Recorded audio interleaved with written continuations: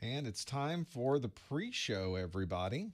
Hello, everyone. Welcome to the pre-show for our SY0-601 Security Plus study group. We are 10 minutes away. You can see the clock right there. Top of the hour is when we get started. This is the pre-show where you get to look at the back of my head, I guess. You get to see what I'm doing before we get started, which mostly consists of me detangling my in-ear monitors. So you really can't get more gripping viewability than that. Hey, chat room. Hey, everybody. Thanks for being here. Thanks for checking in. We get started top of the hour. In the first hour, I will be giving you all brand new Security Plus pop quiz questions that you can answer online. I'll tell you how to do that in just a moment once we get started. And in the second hour, I just open up the chat room for questions, and we're good to go. Okay, this is really good. We've got recordings going down here. You can see my Cylons going there. We've got stream looks good. You can see the stream as you're seeing the stream.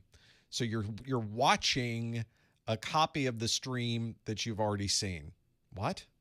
I'm not sure how that works, but there it is. But that's good. That all works as long as the important numbers right here. See that 3%?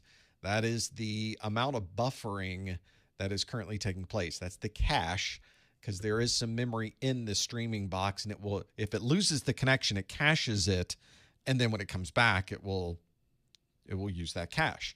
So you're 3% behind right now, which is the right number. That's usually where it is. That's a great number. Currently, this is running at about 6 megabits per second upload speed because I am sending a 1080p relatively high resolution image. I think it's really the default high resolution option that's in here. And as long as that number doesn't go up, then I know the network is okay. So that's how I tell. Hey, everybody. Thanks for being here. Hey, chat room. Hey, St. Vincent. Thanks for being here again. Appreciate that, Malk. Appreciate you stopping in. We got Italy here. We got the UAE here. Folks are trickling in. They're finding a spot. We got about 7 minutes to go. We'll get started. Hello, Iowa and downtown Houston, which you have to specify. Houston's a big place. Houston is a very large place. So you have to specify where we're going there, what we're doing. Where's that located? Let's see how we do. Hello, Utah. Hello, California. Portlandia checking in. Good to have you here. I have seen your show. I have not checked my cameras yet. We need to check those. Everything has been looking good. I rearranged a bunch of cables. I pulled a bunch of stuff out. I moved some things around. And it really took a lot of stress off of the cables, which I think was causing a number of my problems, as they tend to do. And I fixed it so far. It resolved a number of the problems I was having with video flickering. Some of you may have seen this on previous versions of the study group, but only with certain cameras. And it's only intermittent. How annoying is that to be able to do that? Hello, Denver. Hey, Canada. Thanks for checking in. I'll let Mrs. Professor Messer know. It's always important when Canada checks in. Chattanooga, Tennessee, up in the Smoky Mountains. Thanks for being here. Hello, Missouri, in Kansas, and Chicago, and El Paso, and Boston. Johannesburg, South Africa's checking in. Are we good here? Yeah, don't let the screen kick in there. Screen blinker. Oh.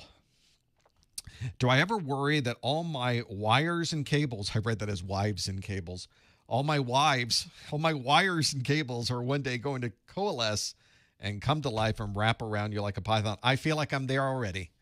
You don't see the back part of this. I really should take a picture of the back side, but on the back of this, I have a coax cable coming in because this is all the video in here runs on coax, runs on something called SDI, serial data interface. I want to say SDI is the standard that is for this. So it's not HDMI, but it's sort of like HDMI, except it runs over coax and supports very high speed transmissions of video and audio. So everything in here is connected with coax. And it's all coming into the back of this machine that's in front of me with the red and green light on it. So this is the video switcher, and on the back of it must be 2 for 6, about 20 different coax cables. So on the back side of this are just a ton of cables. And I think I've done a pretty good job of dressing them, and they are in a certain format. They look actually pretty good. But it's fantastic in how it operates. But those cables are big. I guess HDMI is pretty big too. If I had HDMI, it'd be about the same size. There are a lot of cables. So yes, I am concerned the cables are going to have an uprising and take me out. Could happen any moment, and you'll hear about it. Hopefully I'll be able to Instagram that. We got Alabama, San Antonio. Hello, Ireland. Hello, Raleigh, Ghana. Cape Town, South Africa. Thanks for being here.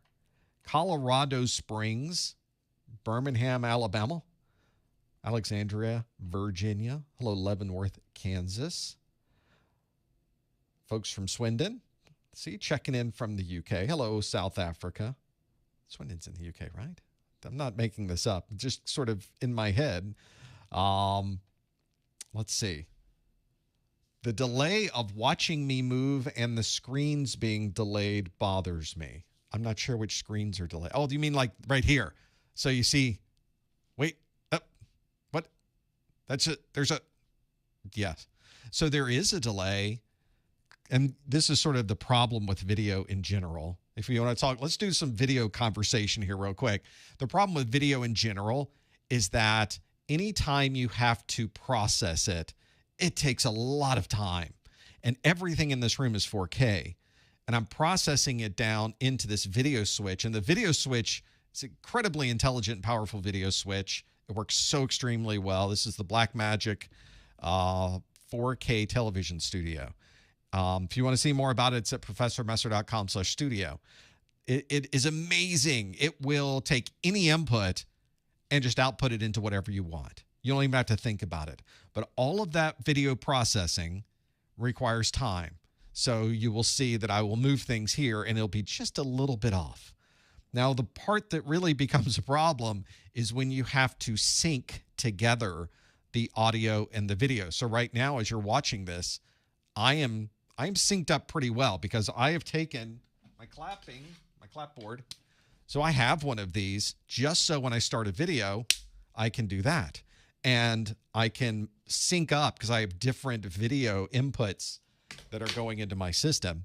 And so I've got a built-in delay when I'm live, and I have another delay that I can then adjust in post. But when I'm live, I have to make sure you're seeing video at a certain time. The video is being processed by one device. The audio is being processed by a different device, and those have to sync together. So it becomes a challenge. Already in the chat room, we got about 2 minutes to go. Hearn in the chat room with the £8.99 super chat. Thank you, Hearn. Hearn says, hi, Professor. Just passed the 601 on Monday this week. Congratulations. Use your practice exams and course notes. Thank you. Vital study information. I highly recommend them to anyone listening. Many thanks from the UK. You are many, many times welcome. As I always say, you did the hard part. Congratulations on your Security Plus certification.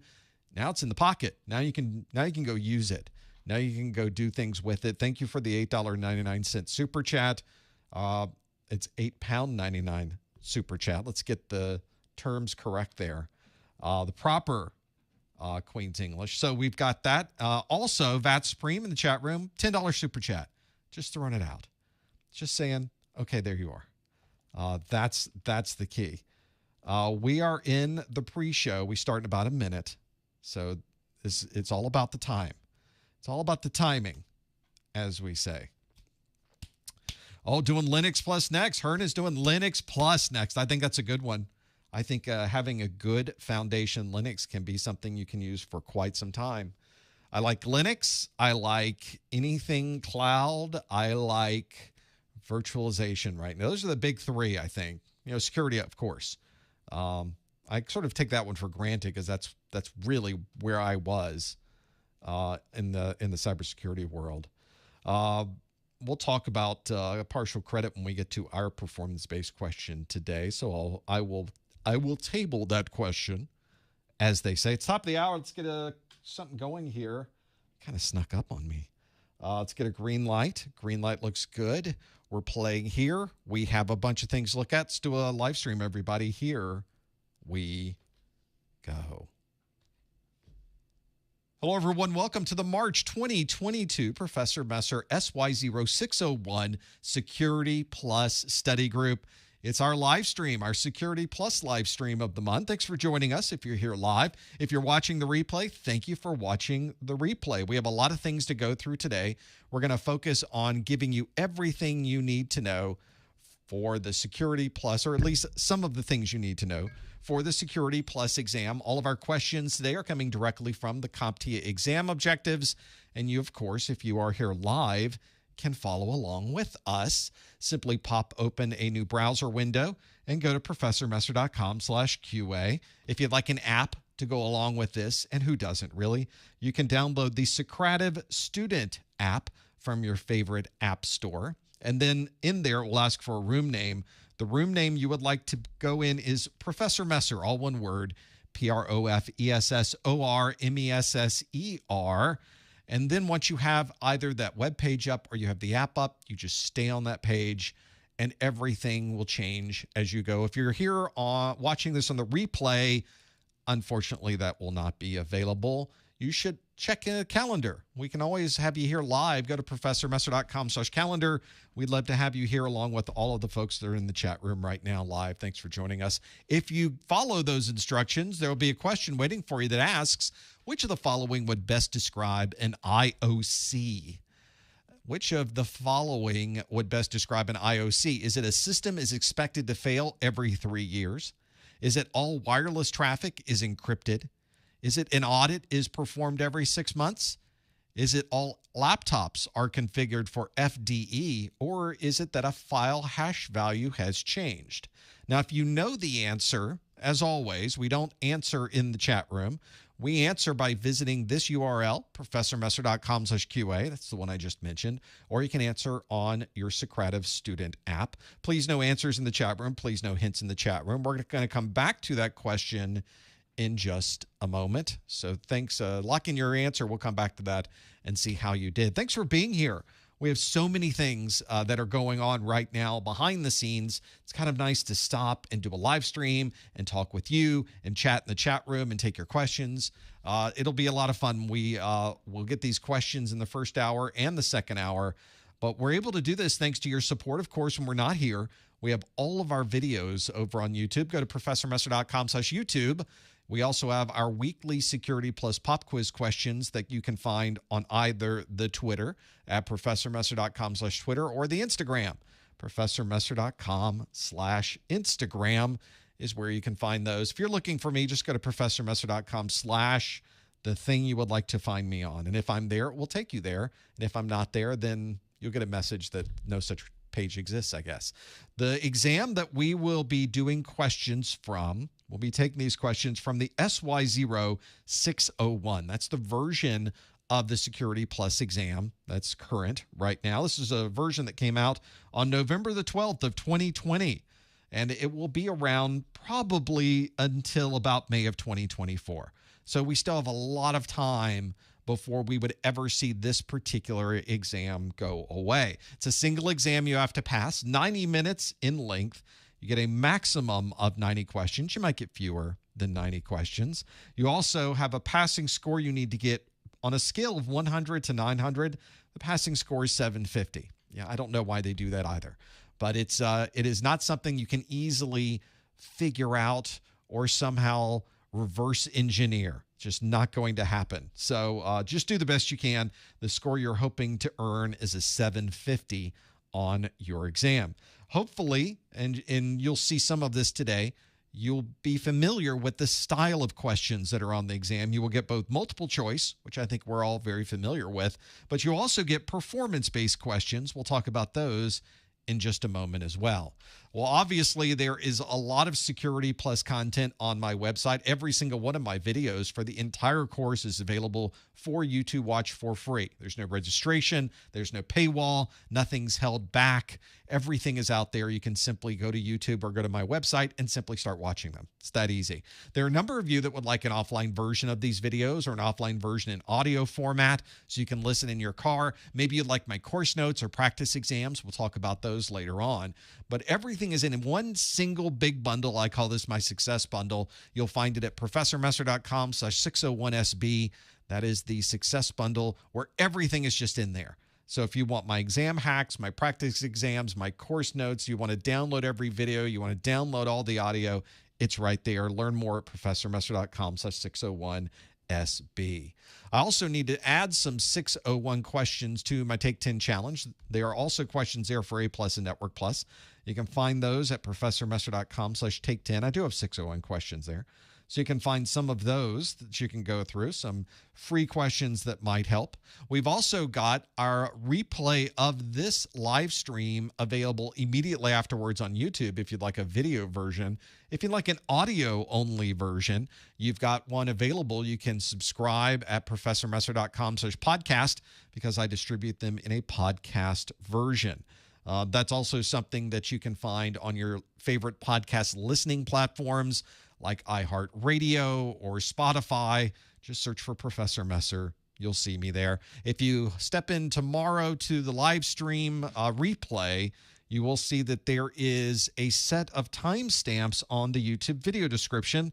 Those are put there from my marketing manager, Lori. She's watching this. Hey, Lori. She is going through and listening and watching and putting these timestamps in for you. She's been doing this for years of study groups that you can go back and listen to, and it makes it very easy to find exactly what you're looking for.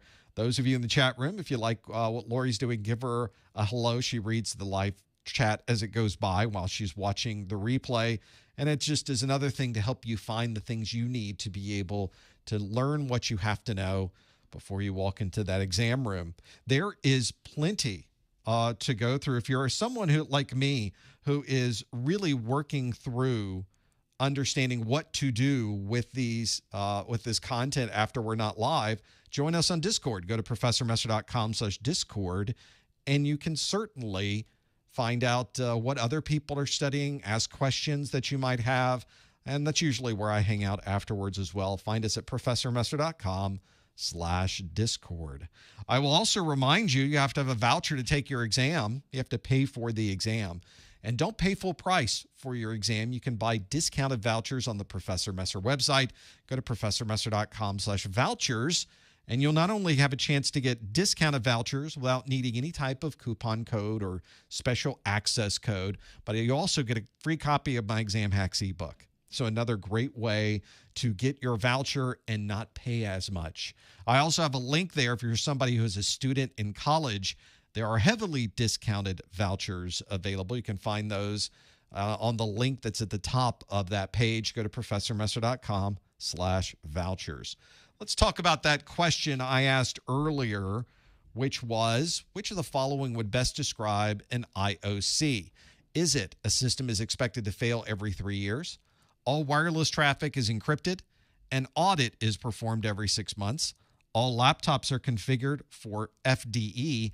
Or a file hash value has changed? Let's see what you think the answer is. 58% of you say a file hash value has changed. We have almost a three-way tie for third between a system expected to fail every 3 years, all wireless traffic is encrypted, and an audit is performed every 6 months.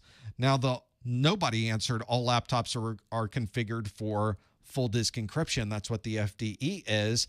I guess it would help at the very beginning of the question if we knew what the question was asking, because it asks which of the following would best describe an IOC. That's referring, of course, to an indicator of compromise. Lets us know that perhaps something is going on that would indicate that an intrusion has occurred on our network. So if you see weird network activity, hash values may have changed. There's plenty of tools that can monitor these things for you and know if there's a change to DNS data, a change to international traffic. I have a notification that tells me if anything weird goes on with my SSL certificate. So there's many different things you can do to be able to know if something may be going on behind the scenes that seems suspicious. And although some of these may not necessarily be an actual compromise, the whole point is that you're getting some type of early warning, or in some cases a late warning, that some type of compromise is going on. So if you answered a file hash value has changed, that is indeed an indicator of compromise. These other options that are listed are not any type of compromise. A system expected to fail every 3 years just may be normal for that system. It certainly doesn't indicate some type of compromise. All wireless traffic is encrypted. Well, that's what you want. That's certainly not an indicator of compromise. Audit is performed every 6 months. Another good idea, and certainly doesn't indicate any type of compromised system. And all laptops configured for full disk encryption. Another great idea, a best practice for security on mobile devices. Certainly doesn't indicate any type of compromise. The best and only answer here is really answer E. A file hash value has changed. 59% of you got that one absolutely right. And you're able to get in and answer the questions. We're now through our rewind question. This was a question from last month, which means the next question, or first question of the month that is new, is our performance-based question. We talked earlier about performance-based questions because I told you that on your exam, you might get multiple choice-based questions like the one we just did, where there's a question and multiple choices to choose from. But there's also a handful of questions you get at the very beginning of your exam. If you've never taken a CompTIA exam, pay very close attention to this, that the first handful of questions you get, it might be 3, it might be 5, it might be more or less than 5, will be questions that are not multiple choice. A performance-based question's anything but multiple choice. So you've got questions that might be fill in the blank. They might put you at a command prompt and ask you to perform a function. They might ask you a matching question or have you put things in a particular order. Might be drag and drop. All kinds of questions that could be asked. Of course, all of these questions come directly from the CompTIA exam objectives. My personal opinion is it really doesn't matter how they ask the question.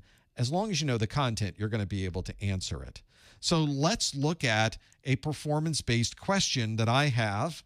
This is our brand new performance-based question of the month, and it asks, provide the appropriate multi-factor characteristic for each description. And I have 5 different descriptions here. This is a fill in the blank because I'm not giving you the option for these. But this says these 5 different descriptions are: a bank teller verifies the signature on a check. A laptop includes a slot for a smart card. An authentication log shows a login attempt from Florida. A payroll system requires a username and password. And a user certificate indicates the digital signature of the includes the digital signature of the CEO. So I want you to provide the appropriate multi-factor characteristic for each of these descriptions. For those of you listening in on the podcast, I'll go through those descriptions again. They are: a bank teller verifies the signature on a check. A laptop includes a slot for a smart card. An authentication log shows a login attempt from Florida. A payroll system requires a username and password. And a user certificate includes the digital signature of the CEO. Those are the 5 different descriptions, and I want you to tell me the multi-factor characteristic for all of those. Now, the interesting part of this is some of these are new to the SY0-601. So if you've studied earlier versions of the exam materials, you may not get this one right. You may get some of them right, or maybe you'll be able to guess at what these happen to be. We'll figure out what it is. If you want to lock in your answer, go to the link at the bottom of your page, professormesser.com/QA. There are way too many links on the page. There was a link there. There was a link here. There's way too much going on. Let's make it simple. It's right there at the bottom of the page. professormesser.com/QA is the link. Go to that link, and you can put in just all 5 of those in the order that they happen to be. And remember what they are. When you submit them, they disappear from your screen, and it doesn't tell you, or it hasn't up to this point told you what that answer is. So make sure you remember what it is you typed in. That's my biggest problem, is remembering what I typed in. So we'll see as you go through this. This is a good one if you're trying to remember multi-factor. I think most of us know what multi-factor is, but multi-factor has many and varied categories. So that's why I always try to give you one step beyond what the exam objectives are asking. I try to give you information that's going to require you to do a little bit of thinking before locking in what that answer happens to be. Obviously, this is a new set of questions. These don't exist anywhere. These are brand new. You can't Google them. You're going to have to figure this out on your own. I see a number of you are starting to lock in your answers. This one's a slow go. This one's a little tough for folks, especially if you've never gotten multi-factor or gone through the multi-factor details. Pretty important to know what those are. They come up a number of times in the Security Plus exam objectives. That means you should probably be aware of them as well. But I'll give a couple more minutes, not really a couple more minutes, a couple more seconds, and let people lock in their answers to know what this happens to be. Let's see how we did with this. Let's have a look at what these answers happen to be and see if your thought process was the same as my thought process. We'll go through each one of these individually. I want you to provide the appropriate multi-factor characteristic for each description. So the first one was a bank teller verifies the signature on a check. Well, that's a very, very old school and very common verification. If you ever want to try some type of authentication to be sure that that's really the right person, you can take one of their previous signatures, compare it to a signature they're doing live, which means that it's something you can do.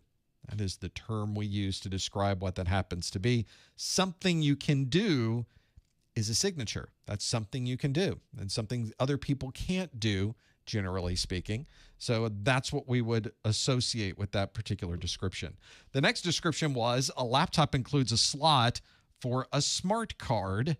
So we have a smart card, we put it into the laptop. It's one of the things that we would use for multi-factor authentication. And that if we are using that for authentication, I would accept two answers on this one. But since I was specifically asking about the smart card itself, the smart card is something you have to have with you.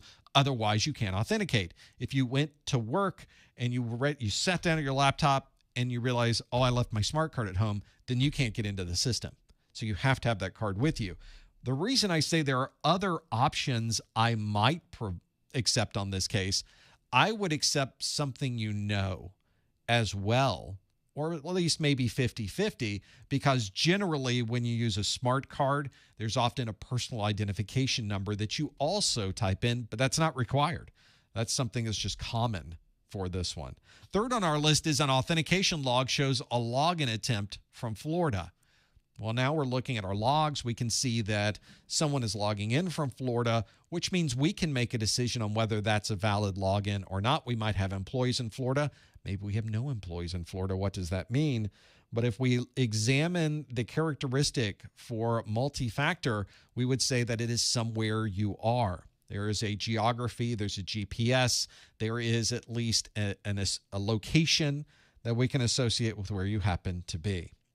The fourth on our list was a payroll system uses a username and password. Hopefully they use more than that.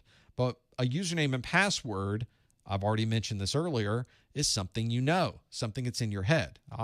Obviously, I associated that earlier with a personal identification number, but this can also be associated with a password. Since nobody has your password, you, of course, did not write down your password on a yellow sticky and put it underneath your keyboard. Your password is in your head, so it's something that you know. And lastly on our list, a user certificate indicates the digital signature or includes the digital signature of the CEO. I wrote these and you wouldn't know it. So we have a certificate that's on our machine. Maybe it's a certificate we use during the login process to verify that we are who we are. But it has been digitally signed by the CEO. That's what gives that particular certificate some weight. It gives it lets other people know that this certificate must be legitimate because the CEO digitally signed it. Nobody else could have signed it if it says CEO. So that is one that I think would be very useful. Someone you know would be the characteristic we were looking for on this one. So these are the characteristics that come directly from the CompTIA exam objectives. Make sure you're familiar with all of them. I only did 5 on this list, but there are others to choose from as well. If you wanted to look through all of them, I have a video for you in my SY0-601, section 2.4. The video name is multi-factor authentication, and you can go through all of those. Hopefully you did well on our very first new question of the month, our performance-based question. You might get a performance-based question like this on your exam. Make sure you're familiar with the ideas and thoughts behind multi-factor characteristics so that you can answer a question like this if it happens to come up. Let's shift gears and go back to a multiple choice-based question. This question asks, an administrator would like to determine the wireless signal strength in each office of a building. Which of the following would be the best choice for this task? Would it be site survey, port scanner, light meter, tone generator, or vulnerability scanner? An administrator would like to determine the wireless signal strength in each office of a building. Which of the following would be the best choice for this task? Is it a site survey, a port scanner, light meter, tone generator, or vulnerability scanner? You think you know the answer? Do not answer in the chat room. You want to now go to this link that's on your screen, professormesser.com/QA. There's the one. And lock in your question right there. Please no hints in the chat room either. We're going to figure this out. We're going to know what this happens to be once we lock in our answers. See how you do by putting your answer. A lot of you are locking it in quick on this one. I think we might already know this one. We might be familiar with this topic. Maybe some of you have had to do this, where they've shown up and go, we don't think we have very good wireless coverage in this part of the building. And you may have to do a little bit of work to determine where's the signal good and where's the signal not good. So this would be a good one to know.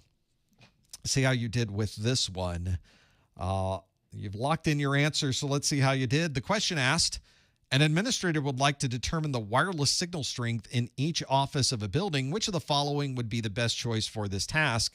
Would it be a site survey, port scanner, light meter, tone generator, or vulnerability scanner? 76% of you say that it is a site survey. This is a pretty strong number because everything else is single digits. 8% said tone generator, 6% said vulnerability scanner, 5% said light meter, and 5% said port scanner.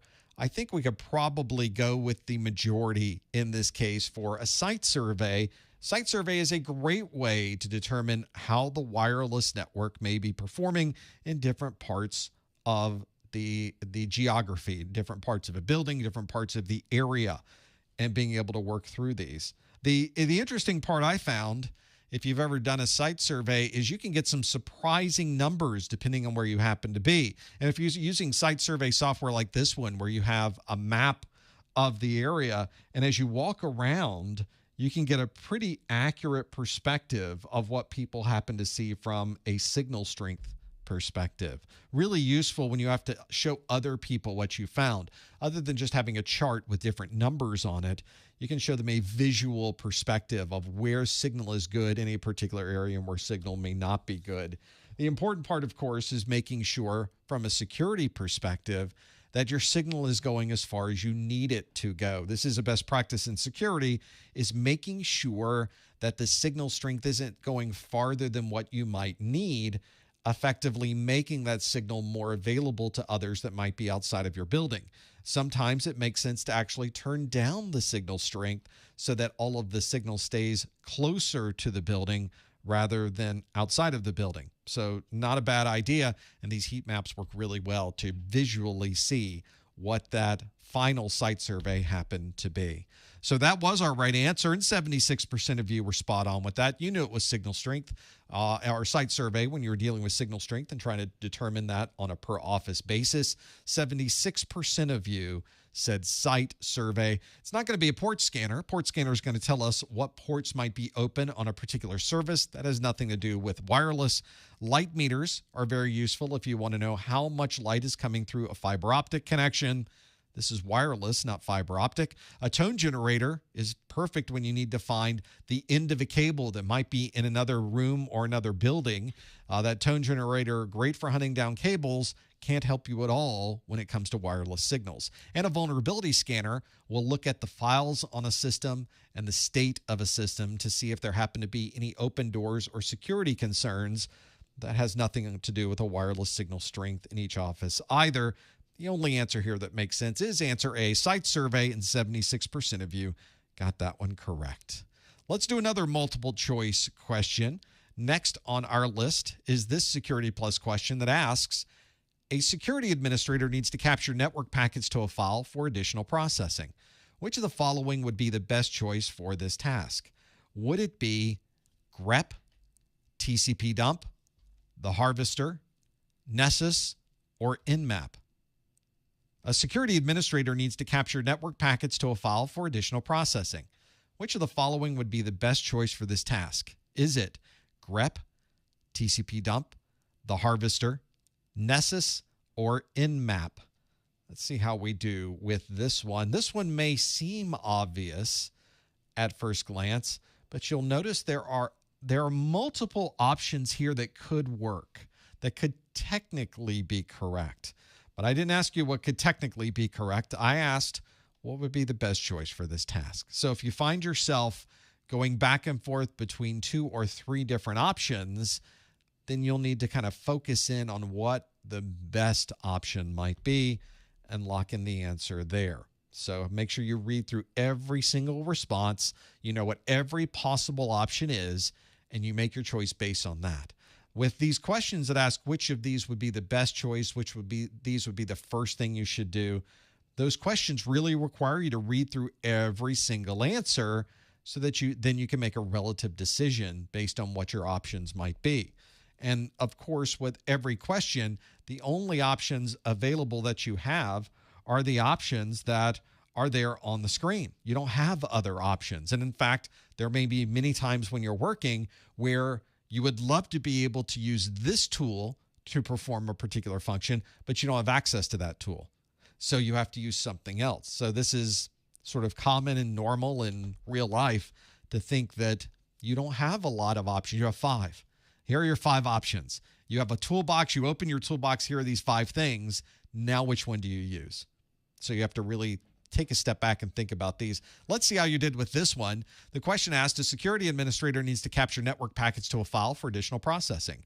Which of the following would be the best choice for this task? grep, TCP dump, the harvester, Nessus, or nmap?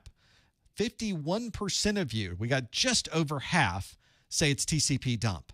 So if I'm going with the majority, we'll put that one right there at 51%. But we have very strong double digits with 18% saying nmap, 15% saying the harvester, 12% saying Nessus, and 4% saying grep. Well, being able to capture packets to a file, in this list of utilities, there's only one of these that excels far beyond any of the others at capturing information from the network and storing it into a file, and that would be TCP dump. It is an incredibly useful tool.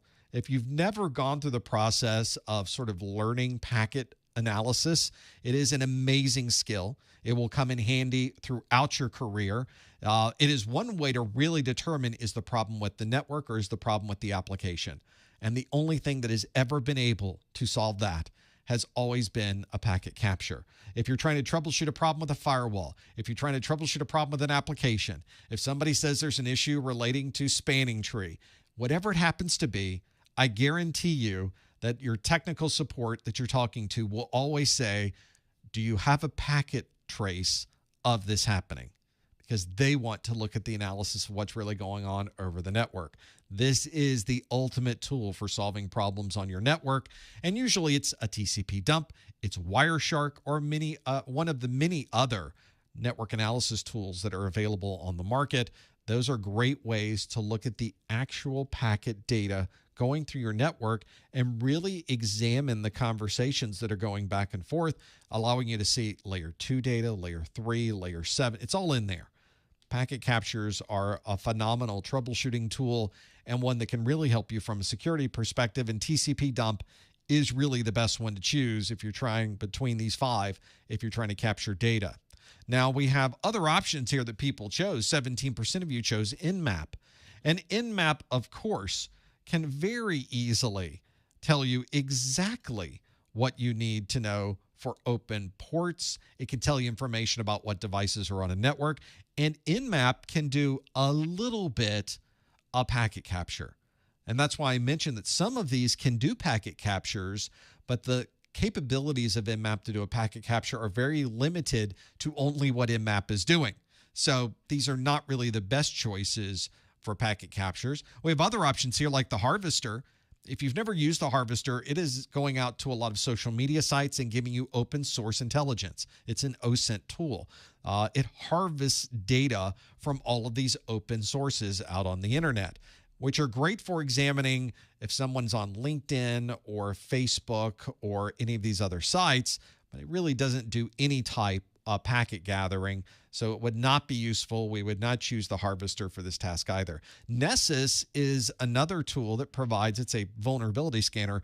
It's a tool that can provide you with a lot of intel.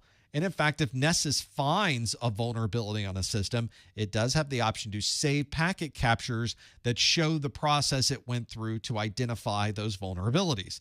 But it, again, is not a full-featured packet capture tool either. Certainly not my first choice when trying to do packet captures.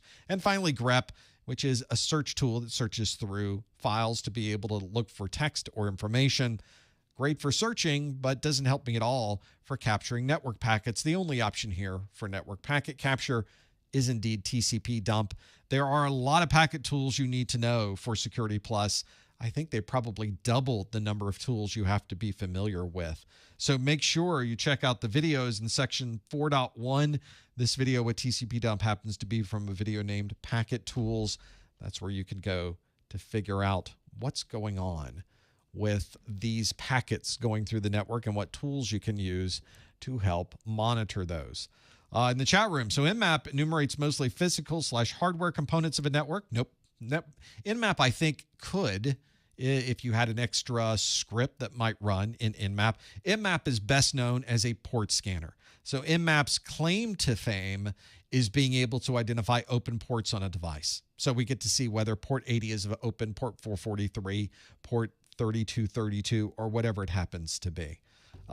It is not one that provides any detailed packet analysis. And Wireshark and TCP dump are gathering the actual packet data that's going across on the wire or fiber in front of you.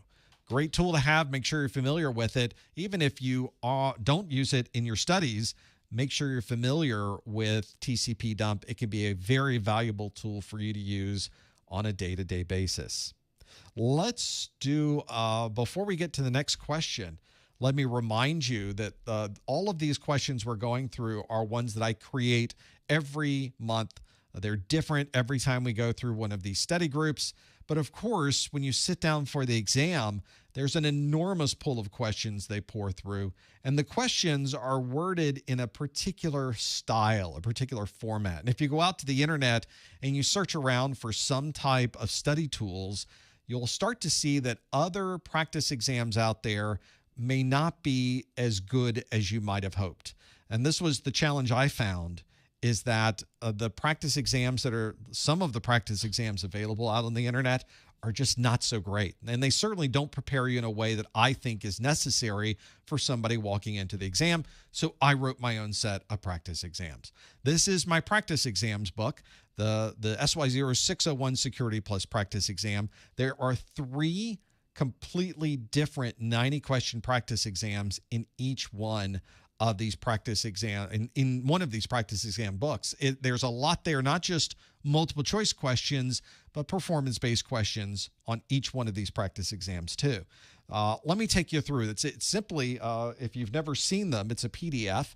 I also publish it in physical book format. So if you wanted this to read through 380 pages, so it's kind of a big book, but it's chock full of information. Some people like the digital, some people like the physical. If you get the physical version, you also get the digital version for free, which is kind of nice. Let's step through a question from the exam. I've got one right here.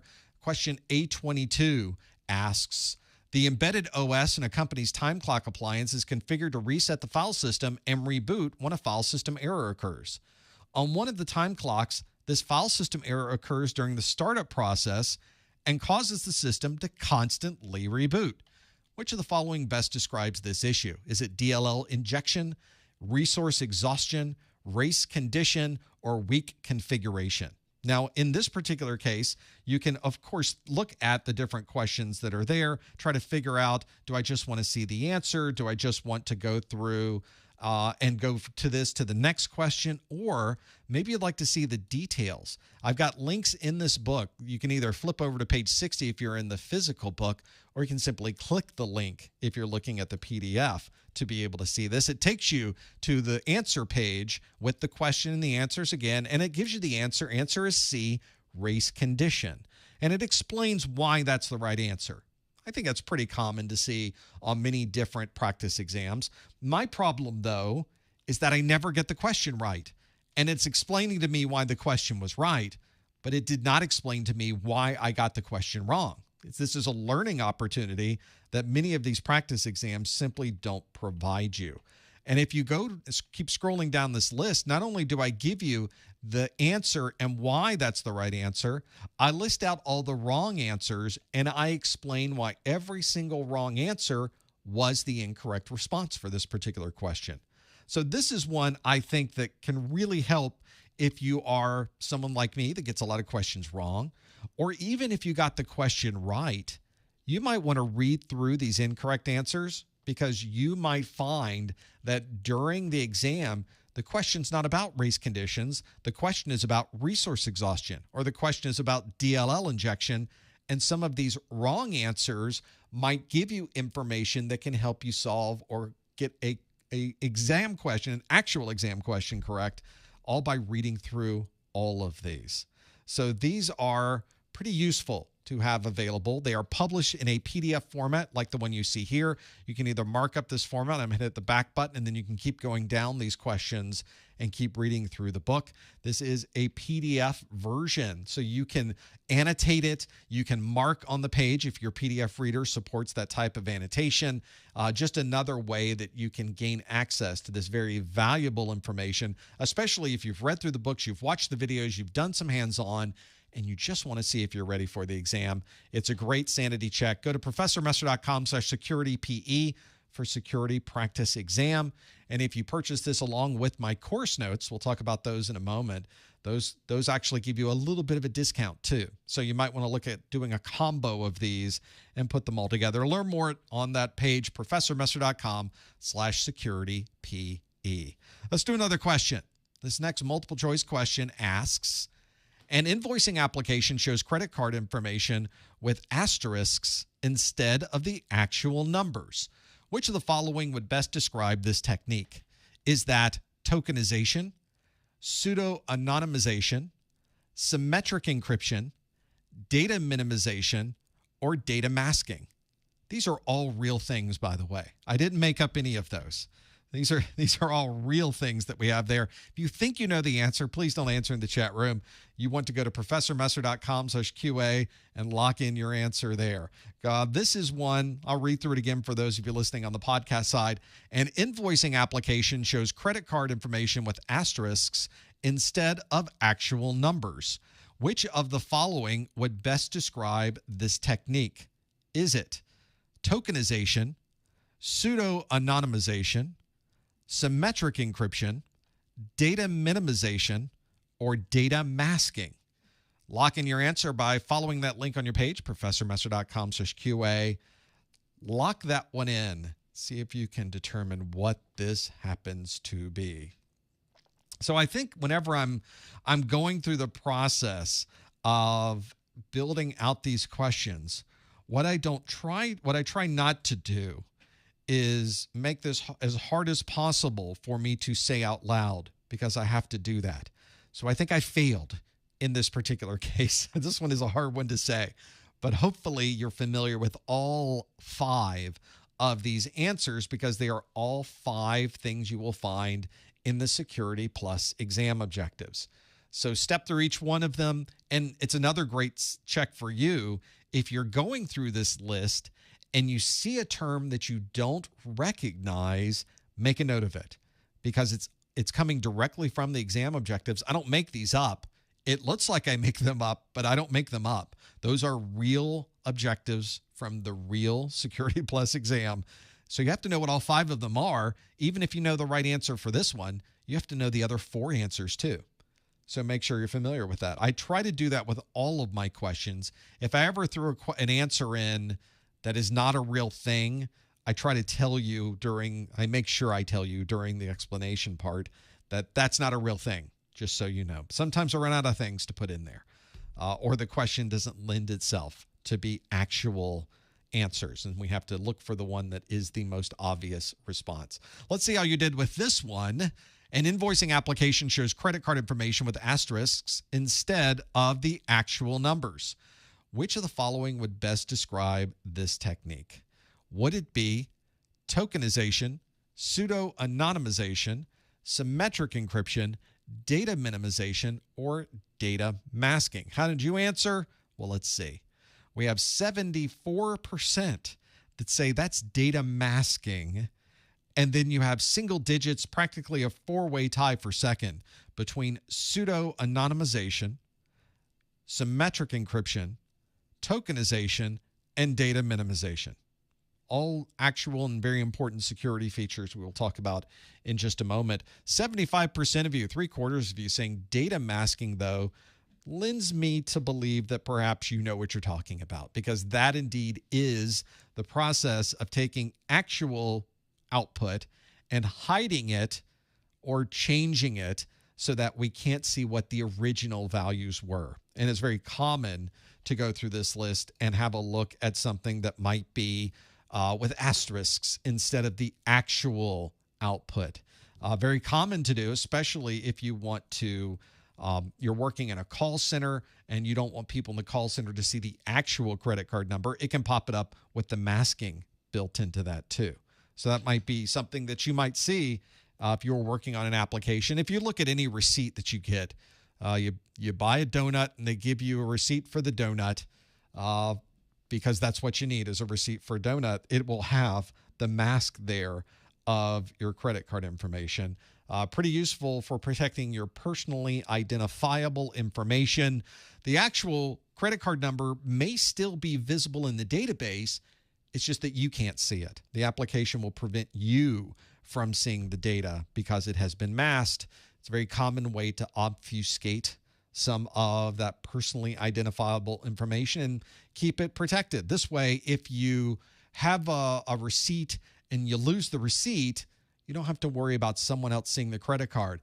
You go back 15 years and look at a receipt from 15 years ago, the entire credit card number is listed on the receipt. People were not masking out all of the credit card numbers. So your receipt just had the full credit card number listed on it, and you had to be very particular about who got access to that receipt.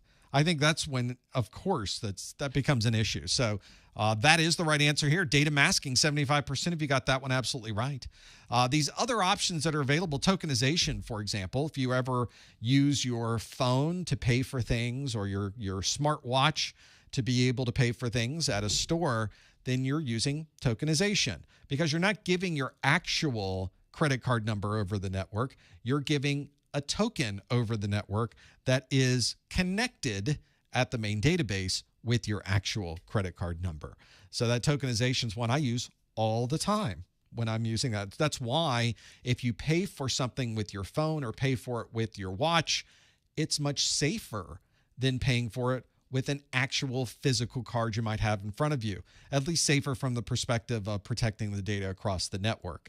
Obviously, there's two different things going on there. If you use tokenization, is the watch something you have? Is your credit card something you have?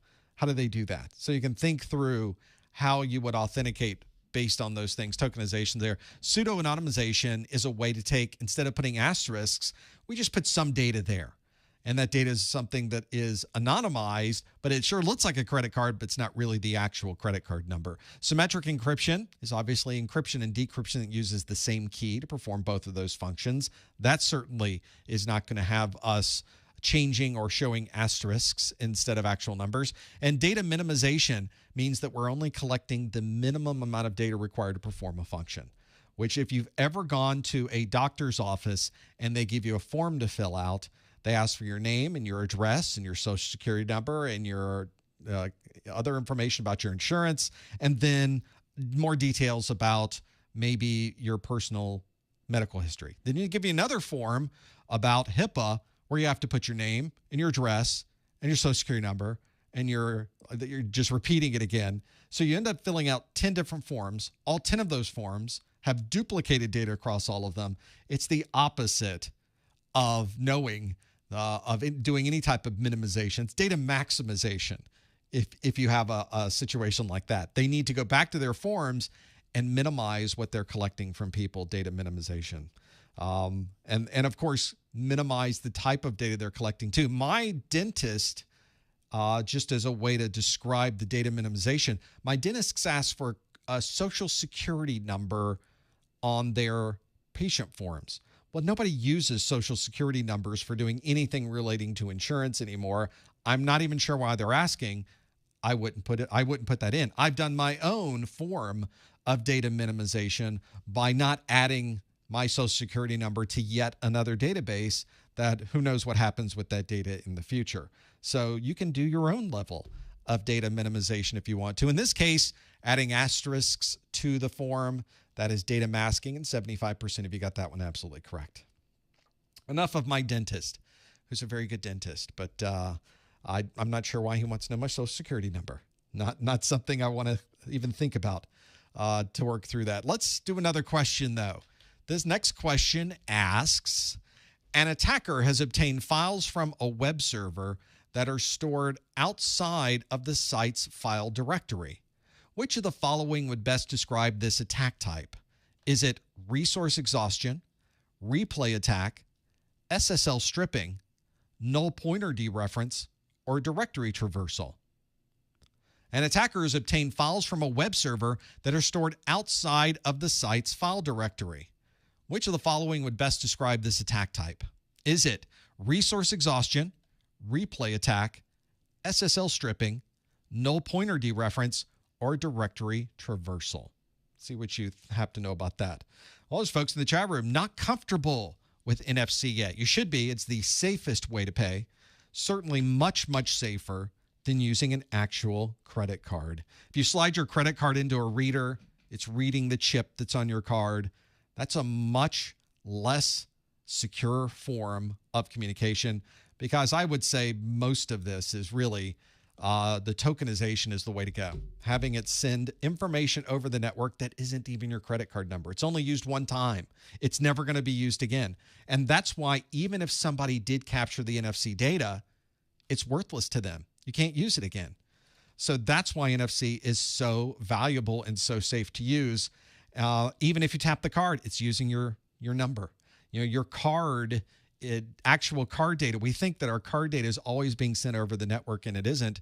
If you're using NFC with your payment system in your phone or NFC with the payment system on your smartwatch, it is not sending your credit card information over the network, and that number, even if intercepted, cannot be used again to pay for anything.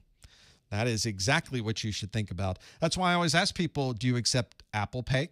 I have the Apple ecosystem that I use. Do you accept Apple Pay? And if they say no, I say, you really should. It's so much safer than me using this credit card. And they have no idea. And we end up having a conversation that means nothing to them and nothing to me. And then we go on. That's why it works that way. Let's see how we did with this one. See how you did with this one. The question asked, an attacker has obtained files from a web server that are stored outside of the site's file directory. Which of the following would best describe this attack type? Would it be a resource exhaustion, a replay attack, SSL stripping, a null pointer dereference, or a directory traversal.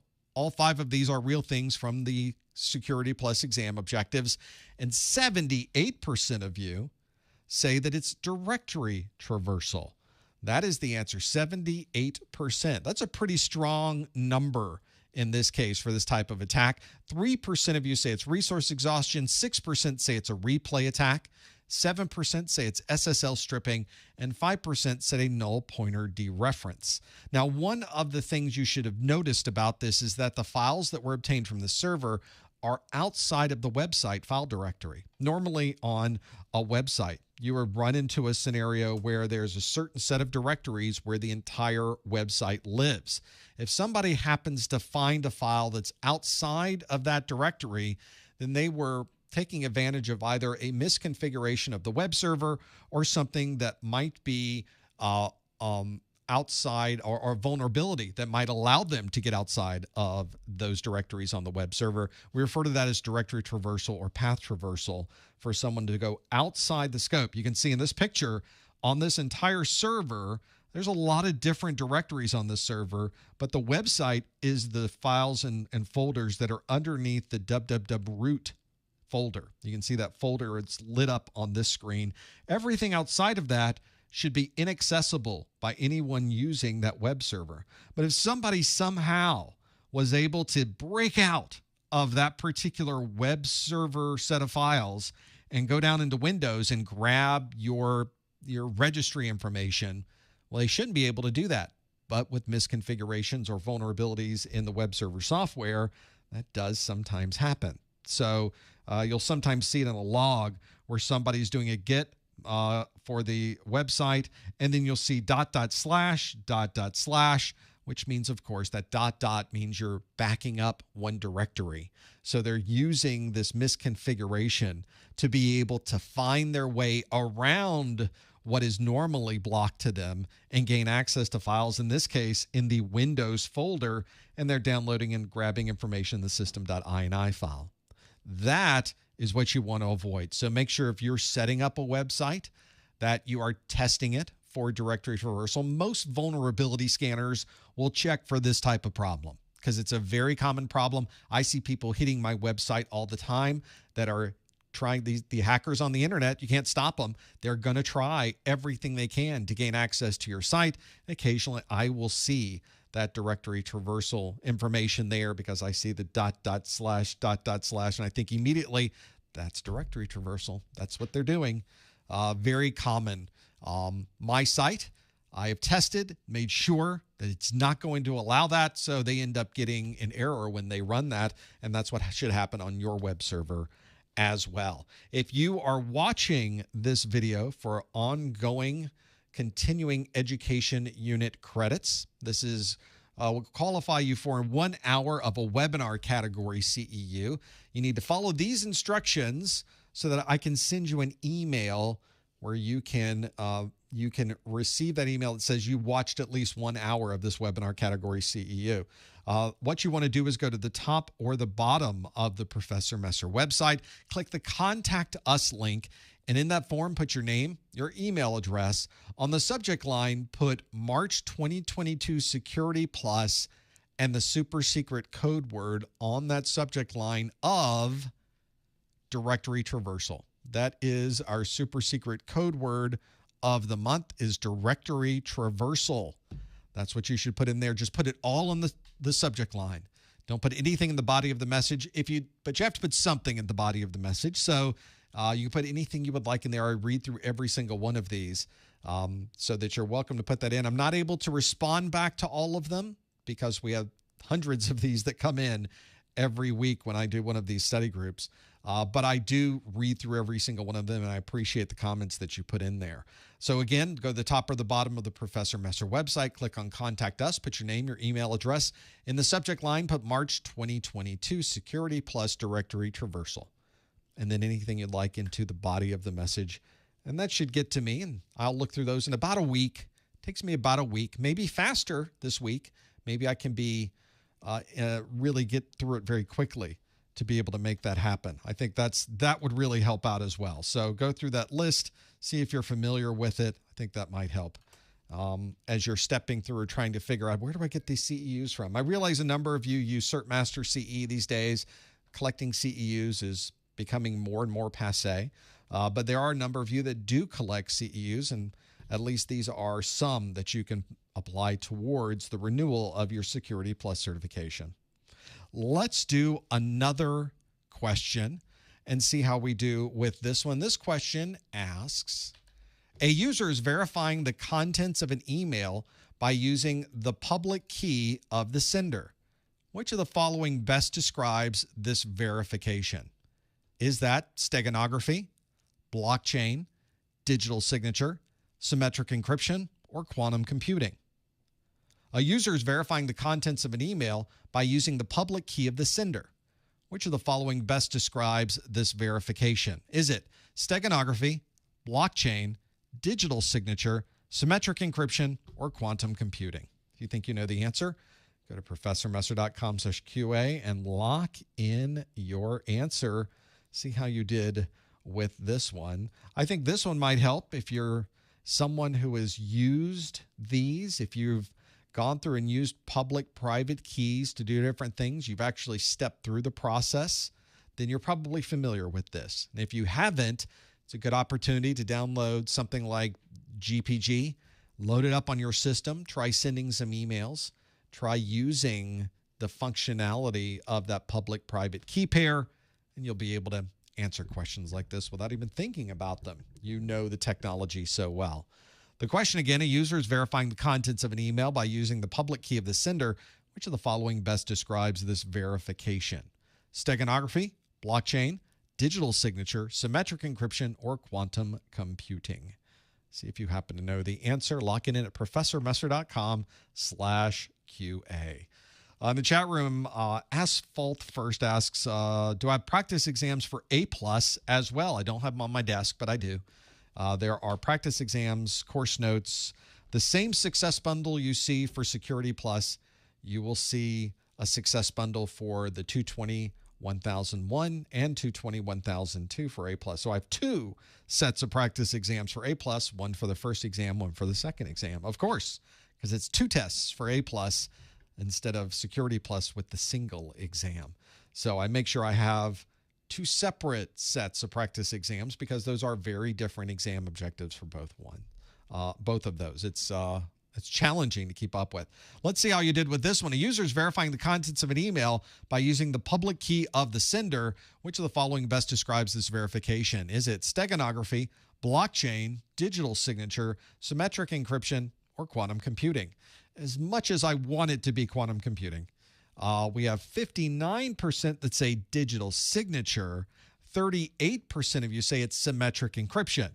So we're not tied, but that's certainly two very strong answers because everything else is 2, 1, and 0%. Steganography, 2%. Blockchain, 1%. Quantum computing, 0%. So we're all sort of struggling over is this a digital signature or is this symmetric encryption? What would we use for something like this? Well, what we would choose, I'm going to go with the 59% of you that say digital signature are the ones that really got this right. Let's step through the process of creating a digital signature. This was what happened before this question happened. So the user needs to verify this digital signature, which means a digital signature had to get created in the first place. The way that digital signature was created is that Alice wrote a message to Bob. The message just said, "You're hired, Bob." It's "Let's eat grandma." That's what that says. "You're hired, Bob." And that's the plain text. The first thing that's going to happen is there will be a hashing algorithm to that message. The hash is created, and then the hash, there's the answer is the hash based on that particular plain text, a portion of the hash anyway. But knowing the hash isn't good enough. If we really want to verify that nothing has changed with this message and it really came from Alice, then we want to encrypt that hash by using Alice's private key. Alice is obviously the only one with the private key, so she's the only one that can create this particular encryption. And when you encrypt that hash, then you'll end up with a digital signature, which is digital signature is just a fancy name for an encrypted hash. That's really what it is. And it's encrypted with this asymmetric encryption, this private key. Nobody else could create this because it is from Alice's private key, and Alice is the only one that has that private key and creates that digital signature. And then you attach the digital signature to the original message. We're assuming in this case that Alice is not going to encrypt this message. She's simply putting a digital signature at the bottom. She could have chosen to also, at this point, also encrypt the original message and attach an encrypted version of the original message. We're trying to keep this simple. Let's keep this just talking about digital signatures, though. So that's a digital signature. In fact, that's very commonly, if you request a CEU from me, you will get a message, an email that says, this certifies that you earned this 1 hour of a CEU. And then you'll notice there's an attachment to the email. The attachment is the digital signature. So if you wanted to verify that email, you could grab my public key and verify it. Let's do a verification. So here's, now that that digital signature has been created, let's verify it.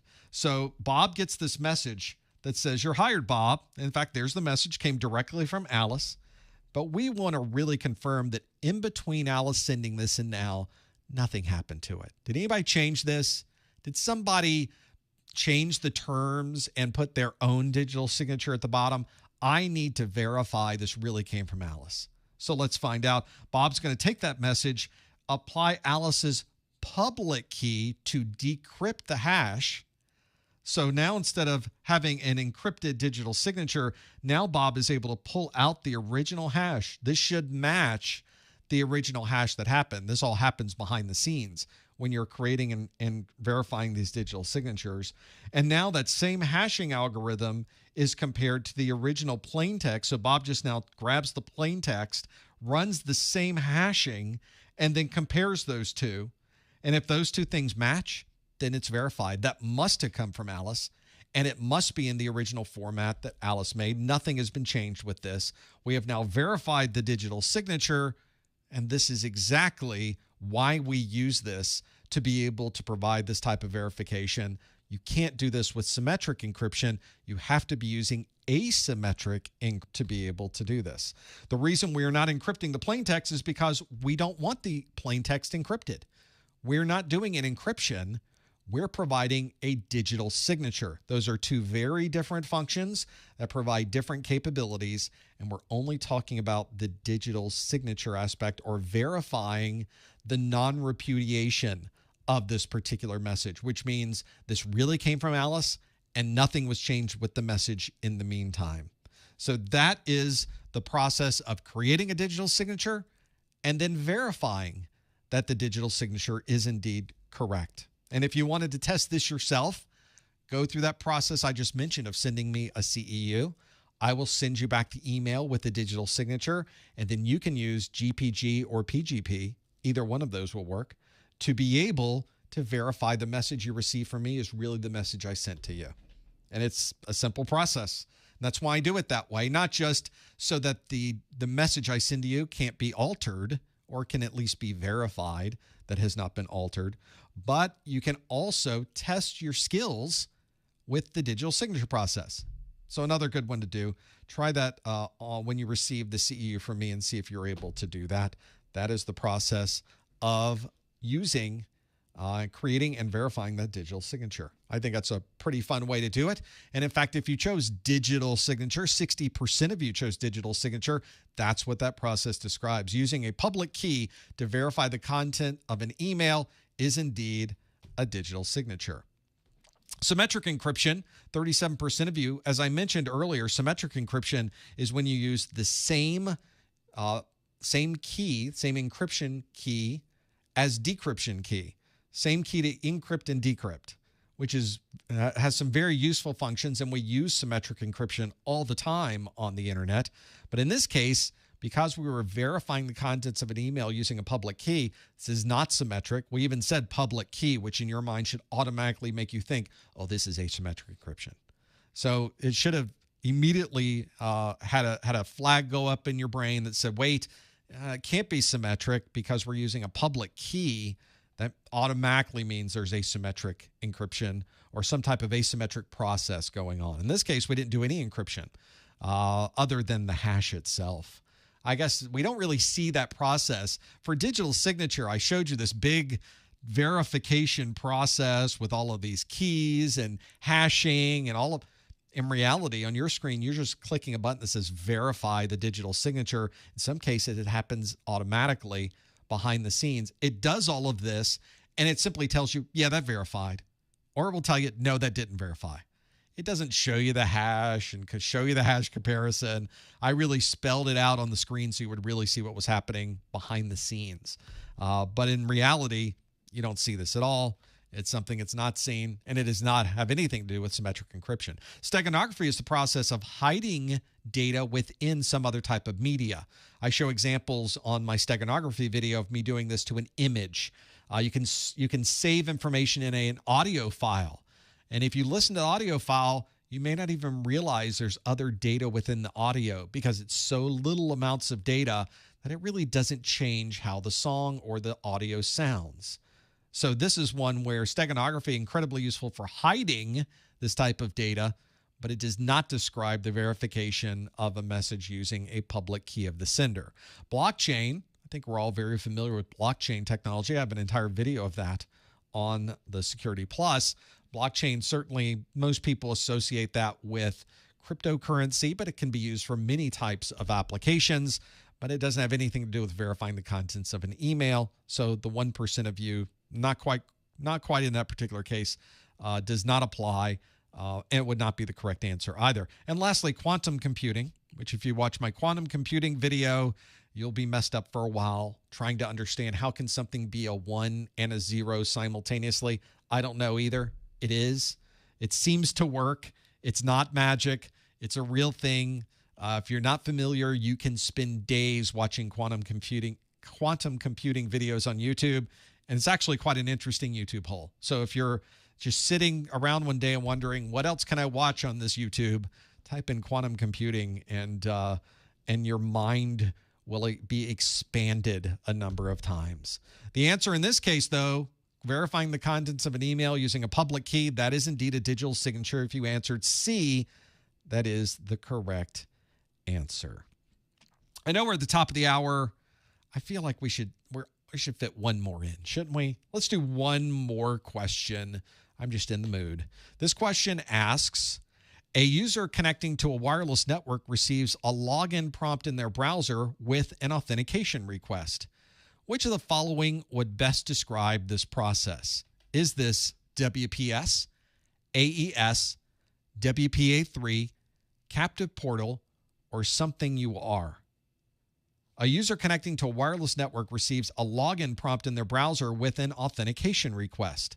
Which of the following would best describe this process? Is it WPS, AES, WPA3, captive portal, or something you are? If you think you know the answer, use the link on your page right here on the screen, professormesser.com/QA, and lock in your answer.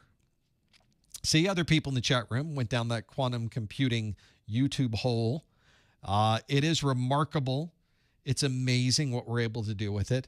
Once we figure it out, it's going to break all our encryption. It's going to make our public key encryption in many ways. The current type of public key encryption we use could possibly become relatively outdated in a short period of time. We're going to have to use a different type of public key encryption that is not something susceptible to quantum computing analysis. So we're already on it. We're already figuring it out. It's not like everything is going to break, so don't worry. But it is one where we have to think about how we're going to change the world of encryption when quantum computing becomes much more mainstream and easier to manage. Which we're right there on the edge of that right now, even though it's been around for so long. But what's interesting is what we're doing with it and how fast those technologies are going. Just remarkable. Spend some time looking at it. It is a whole lot of craziness. It can't possibly exist, and yet it does exist, which, in fact, is a pretty common characteristic of quantum computing. Let's see how you did with this one. The question asked, a user connecting to a wireless network receives a login prompt in their browser with an authentication request. Which of the following would best describe this process? Is that WPS, AES, WPA3, captive portal, or something you are? And let's see how you answered. 61% said captive portal, 15% said WPA3, and then single digits for AES, something you are, and WPS. Now, if you've been on a wireless network and you can't get to the internet, and somebody says, oh, you need to pop open your browser and just let the browser authentication process go through, it probably looks something like this on your screen. So it pops open a message. Sometimes it just says click OK if you agree to the terms and conditions of being on this network, or perhaps it requires you to put in a username and password before you're able to log into the network. That is a captive portal. So it doesn't require any extra software on your computer, which is great. It's something that automatically appears if you connect to this network and then try to browse out to somewhere else. The captive portal says, hold on a second. Before you can browse, I need you to either agree to a particular set of terms or to verify and authenticate to the network before that happens. So often you're putting in a username and password, or you're agreeing to some type of set of terms and conditions. And once you input the correct credentials, the captive portal screen goes away and says, okay, go try out your web session, do whatever you'd like to do. Usually these captive portals will time out after a certain amount of time. So an hour later, 2 hours later, 24 hours later, whatever it happens to be, suddenly your network stops working. Your internet connection no longer is working. And then you open up a new browser window and it asks you to re-authenticate. So you may have to do this many times because the captive portal doesn't know when you leave. It's a browser-based function. So there's no way to know when you close your laptop and leave the room, there's no way to know if you're still there or not. So usually there's some type of timeout that now gets rid of that authentication. Then you have to re-authenticate to be able to do that. It is a D captive portal. 62% of you answered D captive portal. That is the correct answer. 14% said WPA3. The WPA3 is the latest version of wireless encryption and authentication that you can add. If you're familiar with WPA and WPA2, which we've talked about for years, the latest version of this is WPA3. We talk about this extensively on the Security Plus exam, especially because of the way that it changes the handshake process and implements SAE on our wireless networks, a simultaneous authentication of equals.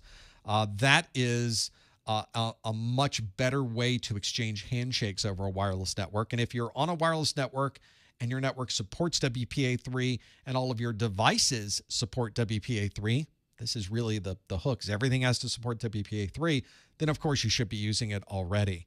AES is an encryption type, has nothing to do with login prompts in a browser. WPS is a way to, well, it was supposed to be an easier way to authenticate to a network. Instead of using a network passphrase or a username and password, you can simply type in a personal identification number, gain access.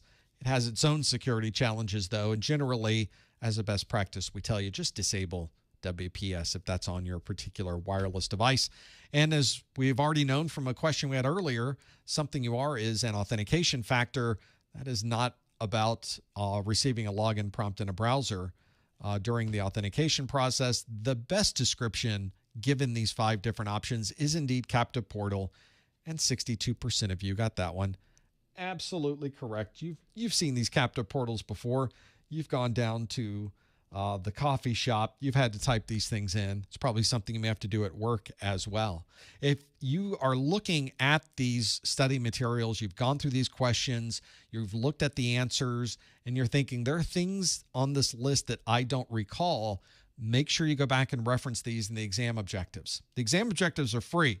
You can download them directly from CompTIA. I have a link to the CompTIA website. Go to professormesser.com/objectives. That will take you to the page. Or you can just go to the Google machine, type in CompTIA exam objectives, and of course, it will be able to show you those types of objectives and what you need to know. It is incredibly valuable. Make sure you're familiar with all of these objectives. They're going to help you a lot. If you're ever someone who is trying to answer the question, am I ready to take this exam? then you need to go grab these exam objectives, because they will tell you if you are ready to take the exam. They'll give you all the information you need because they're a great checklist before you go in and take your exam. Make sure you're familiar with that, working through them. I do one of these study groups every month. Make sure you're checking the calendar. You'll know exactly when the next event is going to be by going to professormesser.com/calendar or professormesser.com/events. You can click the calendar link on my menu on my website, or if you're already in Discord, and why aren't you? You should go to professormesser.com/discord, join our server, and at the top of that Discord channel list is a set of events as well. I update all of these, so they are always up to date. If you're going out to professormesser.com/calendar, there's a Google Calendar there you can share. So whenever I update my calendar, yours will also update automatically. You won't have to keep checking in. That is where you can go. In April, I have an A+ study group on April 5th and another one on April the 7th. I've got a Network Plus study group on April the 13th and Security Plus on April the 20th. If you're studying for Security Plus, always come back to check those out. As you can see today, we went through a lot of information, tons of information. If you go through my videos, notice there are hundreds of videos for Security Plus. It is an enormous exam, and I've taken all the information from my videos, those charts about digital signatures, the vulnerabilities, all of the text, the graphs, the graphics. They're in here. They're in this enormous colored version of my course notes. There's, of course, a physical version of the course notes, and there's a digital version of the course notes. They're, of course, identical. Just depends on what format you like the most whenever you're using these. If you get the physical version, as always, you get the digital version that you're seeing on your screen for free. Some of you just need the digital version, though. It's a PDF, so it makes it very easy to watch and look on your phone, on your tablet, on other devices you're using. Put it on all of those. So wherever you happen to go, you'll have a set of these course notes available. And as I mentioned, the course notes not only have everything from my videos, but you can also grab all of these course notes, combine them with the practice exams. So if you get both of these at the same time, you pay a little bit less. So every little bit counts. Find out more about that. Go to professormesser.com/601cn, or just follow the links at the top of my website to find my course notes. Well, although the part where I ask you questions is over, we went through an hour of Q&A. I still have a lot more to do, because I'm going to take your questions from the chat room next. Stick around for our after show. In the meantime, you can, of course, if you learned something today, there is a thumbs up right there in your browser and your video player. I'd love for you to click that thumbs up just to let me know that the information you received today is something that helped you out. Of course, when we're not here, check out our weekly pop quiz questions on Twitter, on Instagram.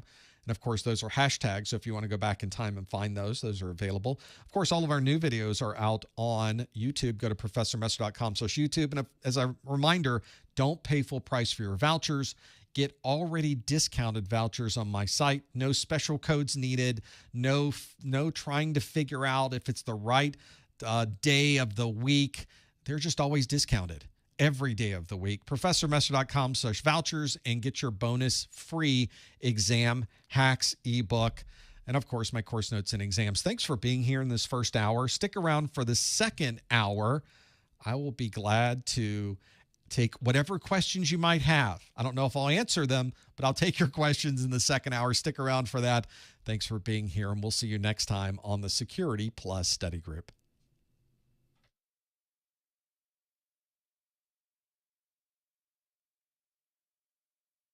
All right.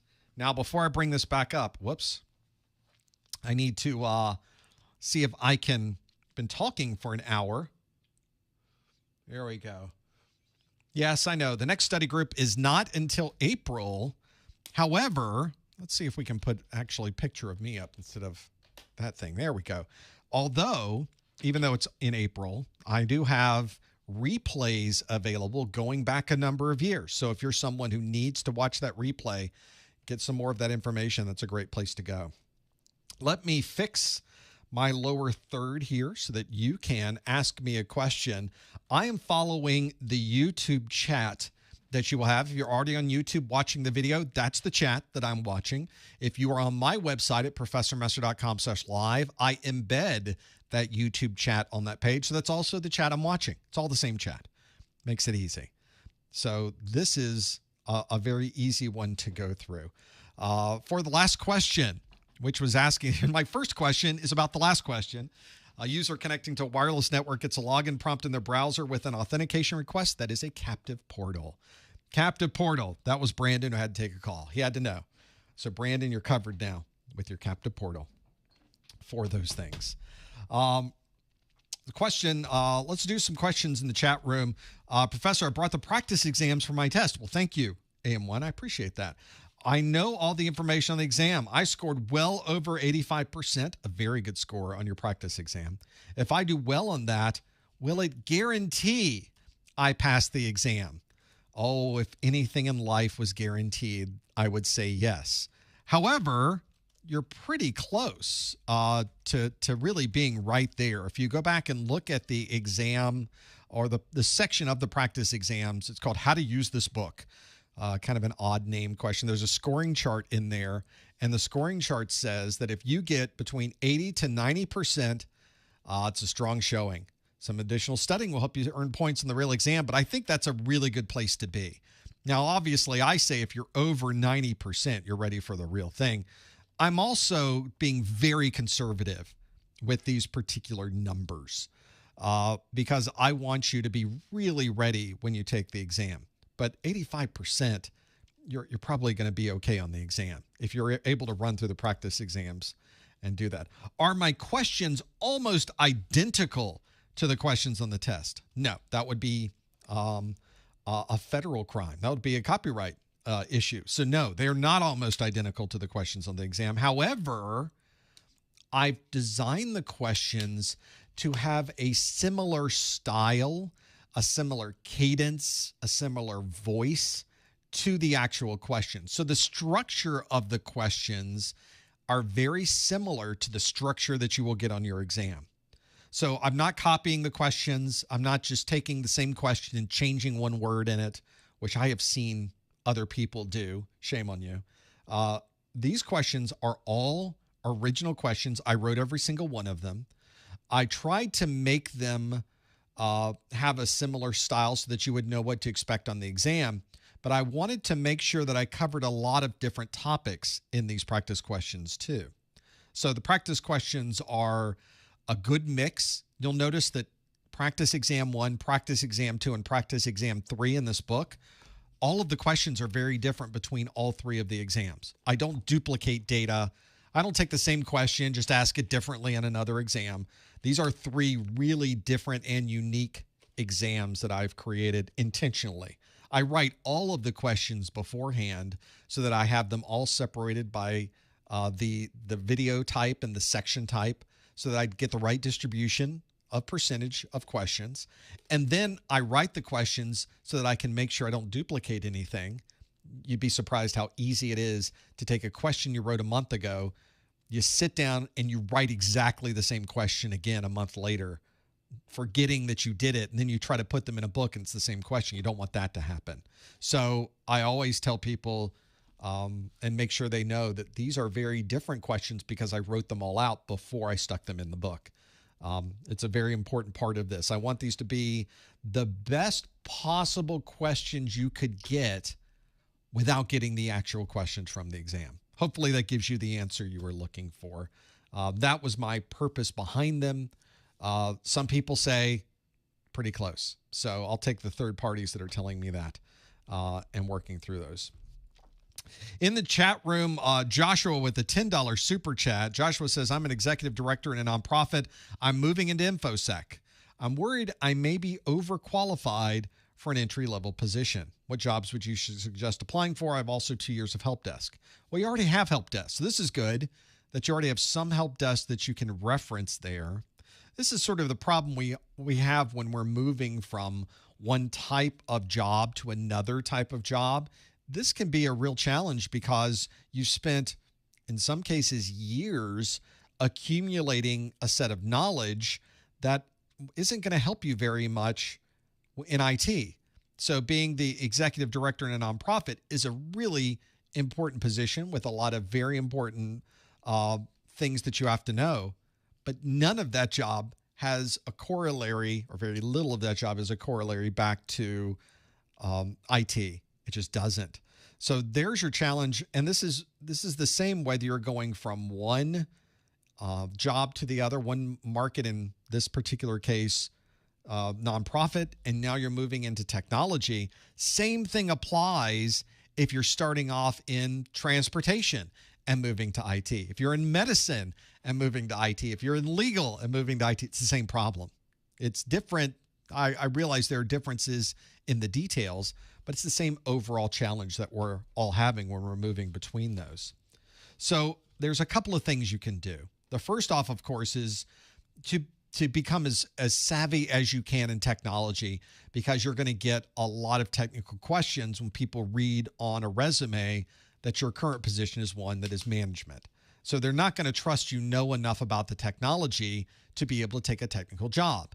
So one of the things you can do is make sure you have a very strong home lab set up, that you've done some Active Directory in the home lab, you set up a Linux web server, you've run, all the things you think a particular job you're looking at would want you to be able to do those things at home. Set up Active Directory at home.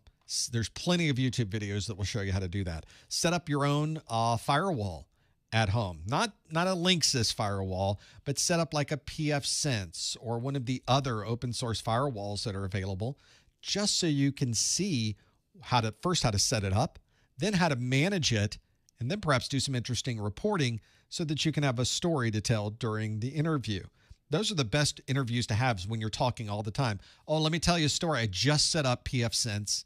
It is a firewall, open source firewall. Let me tell you how I set it up. Let me tell you what system I set it on. Let me tell you the challenges I had getting it running, a problem, a mistake I made during the installation phase, how I corrected that mistake. And then here's a report I created based on everybody who tried to hack into my network last night.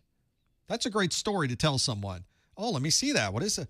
Wow, look at through all the things that happened on your network last night. You had how many people attack you? Look what they were doing. These are great stories to talk about. If you're someone who is trying to impress someone with your technical knowledge, a home lab can be very useful. And probably more important than that, if you're an executive director of a nonprofit, there's no doubt that you've created a number of connections in the industry. It may not even be connections in the IT industry. It may be connections in your particular industry, but those connections probably know people that work in IT or have connections to people that work in IT. Here's your opportunity to start the people networking. Reach out to those people. Make sure you have a LinkedIn, of course. Start reaching out to those people and say, hey, I'm looking for a job in IT. If you know somebody who has a position, someone who's looking for a good systems engineer, they're looking for someone knowledgeable with servers, they're looking for a data center person, a database person, a firewall person, a networking professional, whatever it is you want to do, have them do a little bit of work for you as well. Whenever somebody sends those to me, I'm immediately checking in with my connections. Hey, do you know anybody who might have an open position for this, especially if it's somebody I know? One of the things I always say, how to get a job in IT with no experience. I have a video on this. There's a link in the video description on YouTube from this video. I tell people, make sure that you know people in the place that you're going to be putting in a resume, because you will find that you will have a much higher chance of getting that job if you know someone who works there. And you don't even have to know someone in IT. You just have to know someone who works in that company that hopefully the IT people can talk to and go, oh yeah, he's a good guy, you should hire them. That's the purpose of someone you know. We always say almost flippantly, it's not what you know, it's who you know.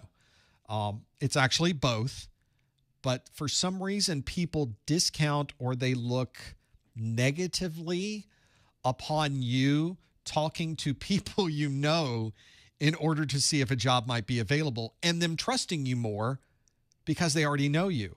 Of course, we're going to trust people more if we already know them rather than a stranger who came up off the street. Doesn't mean the stranger off the street is any more or less trustworthy. It's just that we don't know them. And we tend to hire and work with people we know. So setting up these relationships, building a strong LinkedIn, always keeping track of where people are is very, very valuable. If you're not already doing this in your industry, make sure that you set up your LinkedIn page now, today.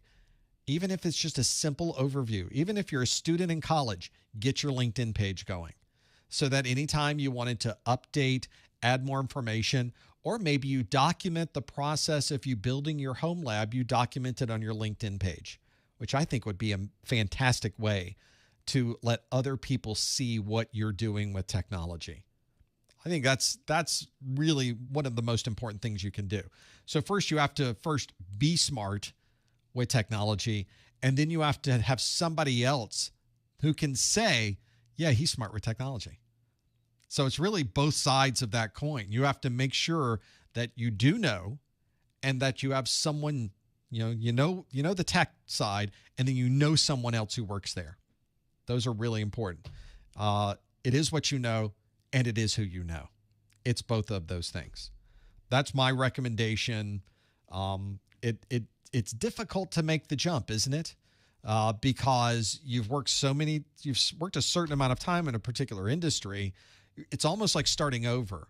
Now, the benefit, of course, and people sometimes forget about this, is the entry-level positions in any particular vertical are low paying. By definition, they're entry level. Many people can do that job. What you should be doing immediately when you get that first job, I'm already assuming you're getting the first job. Immediately when you get in that first job, start learning everything you can. You're probably already familiar with this process because you're the executive vice president at a nonprofit. You already have a knowledge of how to better yourself through knowledge. It's really what IT is. IT probably leverages this the most out of any other vertical. Obviously, this works in medicine. It works this way in transportation. It works this way in anything, but perhaps even works better in IT, because the more you know about a particular unique niche, the more valuable you will be as an employee. Therefore, the better jobs will be available and the more money you will make. And IT, perhaps more than any other vertical market I can think of, allows you to do this faster and allows you to go much higher with the pay than anything else I've ever seen, or else I wouldn't be doing this. This really is the reason I'm doing this. I really feel like that IT is the great equalizer.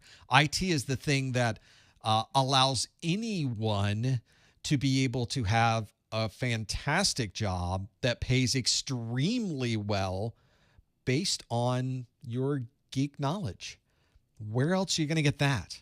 So I highly recommend, if you're somebody looking into IT and you're wondering, is this going to be the right move? I'm concerned there's no upward mobility. Well, let me get rid of those concerns right now. There is so much upward mobility in IT. It's almost ridiculous. So that's my recommendation for those of you looking to make those changes in your job, whether you're moving from one market or one vertical to another to IT, or you're someone who's already in IT and you just need to move up and level up. And the way you level up is you find a niche. You start learning everything you can about that niche. You be smarter in that particular niche than anyone else you can find. And then you start getting the jobs in that niche. It's remarkable. That sounds so easy. It's not, because you have to learn and be knowledgeable in that niche. But you'll find the more you work with those, the better things will be, and the easier it will be to move up very quickly. In the chat room, Jonathan with a $5 super chat. Jonathan must be driving a long way because I have a lot of content. Jonathan says, listening to your content on long drives helped me pass on March the 5th, 2022. Congratulations on your pass. I'm assuming that's a Security Plus. Didn't put it in there, but congratulations on passing that. And the good part is my content did not bore you enough that you fell asleep at the wheel and went right off the road. Maybe you have a Tesla. Maybe it's a combination of that. Do not listen to this podcast unless you're in a Tesla. Jonathan says yes. I don't know if he's saying yes to Security Plus or yes to the Tesla, yes to not falling asleep. He says yes to SY0-601, Security Plus. I'm glad that worked out. Thank you, Jonathan, for the comments. Thank you for the super chat. Congratulations on your Security Plus. Also in the chat room, Irma with the $4.99 super chat. Thank you, Irma, for the super chat. Not even a comment, nothing to say. Just here's some support for the website. We sure appreciate that. Thank you for your support. It helps keep the lights on. It helps keep the motivation going. There's a lot of things happening right now, and it's nice that you've got some of those available or is helping to support some of the things that we've got going on. Some of the things you don't even see, but it certainly is. In the chat room, Christian says, hi, Professor Messer. I'm currently a security engineer, but in the infrastructure side, that's sort of what we do here, isn't it? I'm currently studying for the Security Plus out of PCNSA. So this is the question, though, is what is your suggestion for a jump in cyber? Well, I'm not quite sure. So let's parse out this question. And Christian, you can give me more details. So you're already a security engineer. In my mind, you're a cybersecurity engineer then. The term cybersecurity is just a broad term that means anything security related that happens with technology. It's a very broad term. It literally has no meaning. It is so broad that it is worthless to use. So what do? We use it all the time because that's what we do in IT. I know it's a term that means nothing. We will continue to use this to describe things that are incredibly important. Thank you.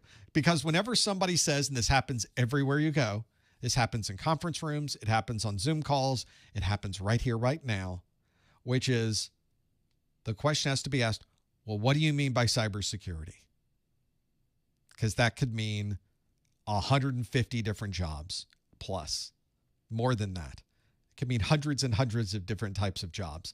I tend to think that Security Plus focuses, and I often refer to it this way, as IT security, information technology security. That's where I focus. Now, one of your benefits here, though, is you've got the PCNSA. So you've really gone a little bit farther along than simply the normal security things.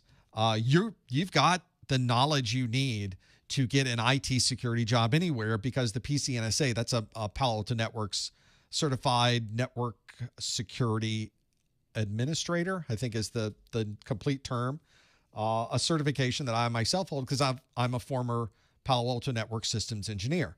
So I had to get the PCNSE and the whatever they're calling their higher level certification at this point. Every SE had to have that, obviously. I didn't have to study for it because we were in it every day doing Palo Alto Networks firewall stuff. But that was the last job I had working for someone else was at Palo Alto Networks. I worked there for 7 years. That was 7 years ago. That was 14 years ago when I started with Palo Alto Networks. Is that possible? I think it is. I think it's possible.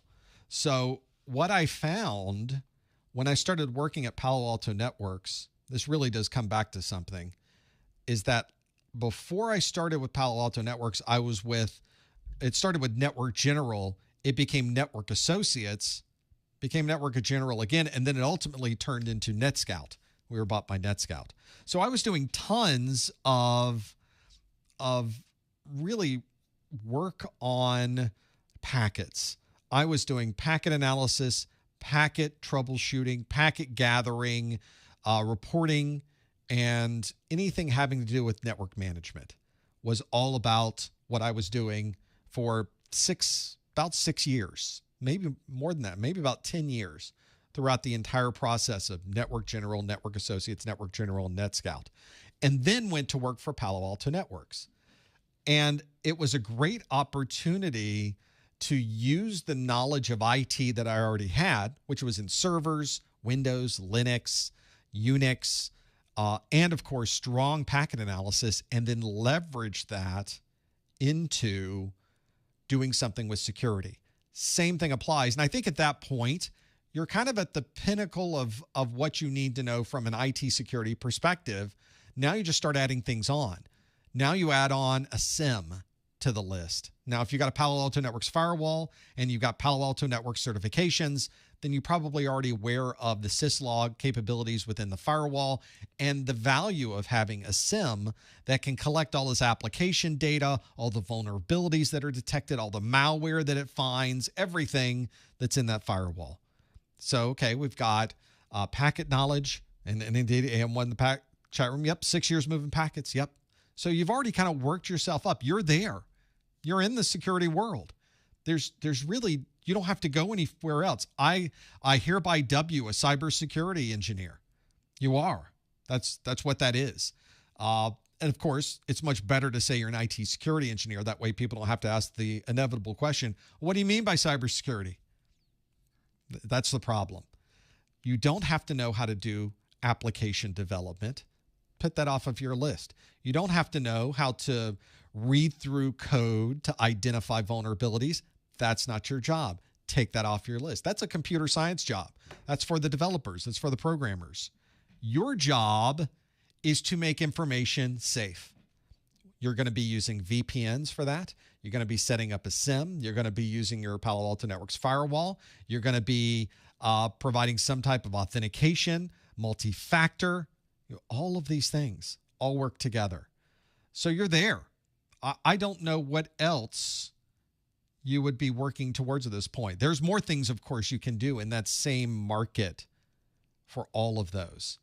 But that's the real key, is really building out more protection around the firewall, the IPS functionality, the anti-malware, understanding where problems might be, maybe adding some of those filters in there so you can do a little bit of analysis and identify credit card numbers or some other type of important PII going through the network. Those are very good skills to have. So I guess my question is, what's the next? Well, and the question is, AM1 even sort of asked the question for me, what do you mean by SIEM? What are you talking about? Okay, good. Well, this is the next big thing for you to do. This is your next project, your home project, is setting up a security information and event manager, SIEM, which we, of course, don't call a SIEM because that would be correct. We call it a SIEM, SIEM, even though it's not spelled that way. But we call it a SIEM just because it's easier to say. So here's what I would recommend doing. Grab a copy of Splunk. And I say Splunk because it's the best SIEM that's out there. We can all have the argument. You can all fight amongst yourselves. But in the end, we all know Splunk is really the best SIEM out there. And we know that because it's the most expensive. But you've already got a Palo Alto Networks firewall, so you already know that when you want something good, you have to pay for it. So I'm speaking as a former SE, clearly, along those lines. They're not the least expensive option out there, but certainly the best option that's out there. Splunk is sort of the same thing. It is not the least expensive option out there, but it's the best option out there. So grab Splunk. There's a free version. You can use Splunk for free up to a certain amount of data that is received by the SIEM. So what I would recommend is you go grab Splunk, you install it onto whatever platform you're most comfortable with. Should be Linux, but you can install it in Windows. And start using it maybe with your firewall. Maybe you have a Palo Alto Networks firewall in the lab. Set up a syslog on that firewall. Send your, maybe not your traffic log. That's a lot of data. It's in your traffic log. But maybe your vulnerability log. Maybe that's a good place to start. Send that data into the SIEM so that you're not sending a ton of data to begin with. See if you can start gathering more details. Maybe send a little bit of your traffic logs. You know, in the Palo Alto Networks firewall, if you haven't done this already, in the options column, you can say whether a certain line in that event law or event summary is one that you would want to send to a SIEM. So if you're looking at your security policies, on each line of the security policy, you got an option that says, if it hits this security policy, send it via syslog out to this particular profile. So you can decide maybe certain lines inside of your security policy are syslogged, others are not. I'm just thinking about ways to limit how much overall data is being sent to the Splunk device, because you will easily outrun what the license allows. Or maybe you're just happy with that. Run it until the license fills up for a day and just see what you got. Maybe that's turn on everything. That's another good strategy. Either one of those works. So I think if you wanted to maybe extend out your knowledge of what you were doing, just start extending it from there. Extend your knowledge to SIMs. If you've not been doing a lot with IPsec tunnels, extend your knowledge to IPsec tunnels. That's another good set of skills to have. Also extend it to VPNs, client-based VPNs. So you've got a client-based VPN built into the Palo Alto Networks firewall. This firewall does everything. That's a good place to maybe start working on those. So I think that's a place I would like, if you are trying to kind of piece together, what do we do to make this better, bigger and better? That's how I would do it. Start with the firewall and now start expanding out. Trust me, there is an incredibly large amount of people out in the world who have Palo Alto Networks firewalls that do not do a good job of managing their SIM. They don't do a good job of managing their VPNs or even how they get plugged in. There's a lot of people that need a lot of help. And the more you know about how to do this, the better job you're going to get on the other side, especially if somebody has those. So there's your list: a SIM, IPsec VPNs, client-based VPNs, being able to and then I'll take another step further. Here's the next step above those, is now accessing and managing the firewall using the Palo Alto Networks API, which if you think you were able to make it dance before, now you're really able to make it dance. So using some of the already available libraries for Python, for Perl, or however you like to program with your APIs, however you like to script. I don't like to use the program language term, but scripting I think certainly applies here. Being able to, here's the task I'll create for you. Create a script that will go out to a Palo Alto Networks firewall, grab the configuration, and pull it down and save it, effectively making your own backup process. So if you don't already have a management console for all of your Palo Alto Networks firewalls, maybe you only have one firewall, now you're creating your own functionality based on that API. But that requires a knowledge of how to do a REST call, or at least how to use the scripting language to take advantage of the API or an existing library that might be there. But there's tons of documentation out on the manufacturer's website. So that's what I would recommend. That's sort of a long answer, but all of those skills I just mentioned are skills that employers want. They're skills that will make you an expert in this. And then at that point, you should just go get a job with Palo Alto Networks and be a systems engineer there. There you go. Six-figure job. In some cases, multiple six-figure job. If it's a good year, you can make a lot of money as an SE. So that's there you go. That's my suggestions. That's my recommendation. And if you're trying to script, I think the options in the chat room are pretty good. If you had to pick a scripting language, pick Python, pick PowerShell for Windows, obviously. And then I think those two, if you just concentrate on those two, Python and PowerShell, start with those two, and then you'll expand out from there. You'll do some Bash, you'll do some other things as well. But if you know those two, employers want knowledge in those two scripting languages too. So understanding PowerShell, understanding Python. You're unstoppable at that point. Go make $200,000 a year doing this for high-end customers who need that knowledge that only you can provide as a Palo Alto Networks expert. That's my recommendation. There you go. Sort of a long, now your path may not end up there. Your path may be a subset of that. It might be an extension of that. There might be other things thrown into that. Everybody has a different path. Everybody has a different set of interests. Everybody has a different set of knowledge they accumulate. That's one common one I'm throwing out based on all of these customers. I've seen hundreds and hundreds and hundreds of people who have Palo Alto Networks firewalls, and there are a number of common needs that they have. Those are some of them. In the chat room, Hisham in the chat room, $10 super chat. Thank you for that. He writes, I love the material and that you have full sessions available for free.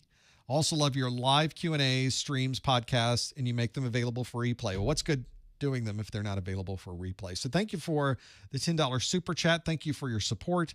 We appreciate that. And we're just going to keep making these for free. That's the whole idea. There have been times when we have tried to figure out, are we doing this the right way? But the one thing that is always common, that whenever we're thinking about what are we doing next, it's always, what else can we make free? What other things should we put out for free? Because it just works so well to have all of this material available for everybody. It's a win-win. So we're going to keep doing that. Thank you for your $10 super chat. Oju in the chat room, $10 Canadian super chat. Hi, Professor. What sites can you recommend to practice hands-on for cybersecurity projects for a beginner? What are some examples of entry-level cybersecurity jobs that are out there for someone with no experience? Thanks. What do you mean by cybersecurity? Keep saying this over and over. I have no idea. I can tell you what projects would be good for an IT security professional. And the one option, if I had to point to labs, some of the best labs I've seen right now come from CompTIA, interestingly enough. A good place to show them, I'll show you where it is. It's on my website. If you go to my website, there it is. Let's do Security Plus. Under the Security Plus window, pull-down menu, are study recommendations. And there's study recommendations for A+, way down here. Network Plus, study recommendations. For Security Plus, there are study recommendations. Let's close the ad that pops up. The study resource that I have here, I have videos that are, of course, my videos, some starter pack ebooks, study pack, which has the CompTIA's CertMaster Learn product. The one I'll make you aware of, you can have a look at this because I made a video of it, is the CompTIA CertMaster Labs product. And their labs are really good. These are newer labs than what you may have seen in the past. These have been made specifically for the 601. If you have not seen their CertMaster labs for the 601, I did a video of those. You can step through an entire demo of me demonstrating what these labs look like, how they work. They're all there. So in fact, this lab has Windows on it. This is not my desktop. This is a lab that's running in the cloud that has a desktop on it. And then you can step through, here's Windows Server. It's a whole lab based on, I forget which lab we're doing, but you can see the instructions are on the right side. And then you can, as I go through this video, I click on the instructions. I show you how it works. Here is a Linux thrown in there. There's a PowerShell. I run some PowerShell details, and it takes you through how to do all of that. It tells you exactly, you can even click on things so you don't have to type them in. It just sticks them on the display itself. So those are the labs. You'll find them on my website. They are a resource for plenty of hands-on. The CompTIA Security Plus Interactive Pack. It's a pretty nice set of labs. Something you can try out, at least have a look at on the website with that video. It's a nice overview, and it gives you a feel for what those labs are like. I really like them, or I would not have put them on my site. They might be something you can use as well. That's my recommendation. Jerry in the chat room also with a $5 super chat. Jerry just says, hey, just want to support the channel. And I appreciate the support, Jerry. Thank you for that. This is one where always I don't require anyone to contribute to the channel or do those types of things. We try to make all of this happen through whatever we are doing, whatever this craziness is, this experiment that has escaped the lab. And we're just going to keep that going. But these really do help. So thank you for your super chats. Along those lines, Jayanth in the chat room with the $20 super chat coming off the top rope. He says, got my job in threat intelligence thanks to Professor Messer. I really think you got the job yourself, but I'm happy for you, and congratulations as well. Got my Security Plus a few months ago. So that's a really good example of how applying yourself, adding the right set of credentials to your resume, and then going out and getting a job in threat intelligence. That's strong. Congratulations, Janth, on the job, on the Security Plus certification, and thank you for the $20 super chat as well. We really do appreciate it. That's fantastic. It's always good to hear those stories too. I hear a lot of stories about I took my exam and here's the exam and certification I got. I always like to hear what happened after that.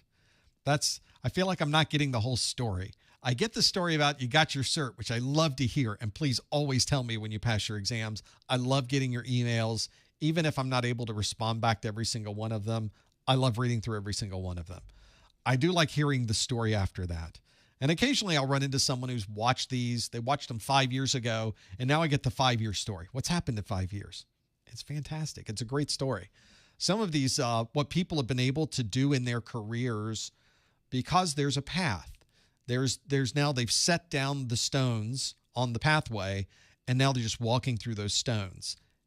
It really is that simple. That's what I would highly recommend if you're somebody getting into this industry or interested in getting into this industry. That's what I would recommend too, is being able to get an understanding of where to really extend your capabilities. This industry is just phenomenal at giving you leverage, functionality, the ability to maybe make your own terms on how you work and where you work. And then, of course, the paycheck. You get to decide. And there's pluses and minuses on the things you can do and how much you can make. You get to make those decisions. You're not strong-armed in any particular role on being able to make that happen. PG Bluster in the chat room, the $5 super chat with a question that asks, do you know anyone who started a 3PAO, a third-party assessment organization? I don't personally know anybody who started a third-party assessment organization. This is an organization that goes out and, especially with government and cloud providers, there's a whole set of coordination between those two. And anything dealing with cloud right now is so emerging and moving so fast that certainly there are government organizations needing more of this. But I don't know anybody who started one. I sure don't. I bet if there is someone who has lately, they're doing just fine.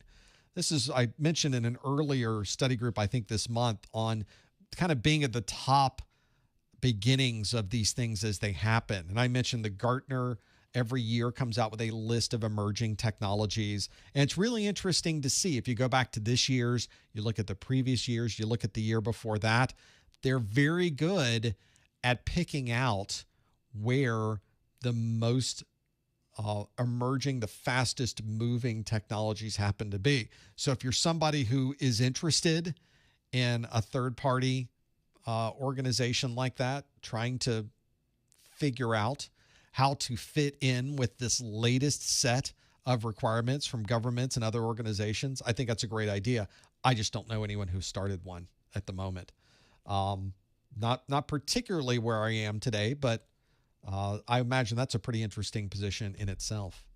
Also in the chat, and thank you for the $5 super chat as well, PG Bluster. We appreciate that. Raghavenda in the chat room, what are the types of cybersecurity roles out there for a DevOps engineer? You know, DevOps is a completely different animal. It is for, the traditional definition of DevOps is they wanted to take a development, someone who's knowledgeable in programming, turn them into an operations person and kind of merge those things together, because there's an obvious problem. There's an obvious challenge with organizations taking information from the development team and deploying that into production.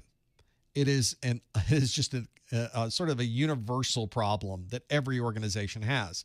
So some smarty pants came up with the idea, what if the developers are the same people that do the operations?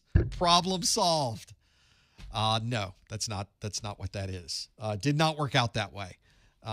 It's difficult enough being a developer. You spend your career learning how to code properly, how to make secure and important, easy to use, well-documented applications.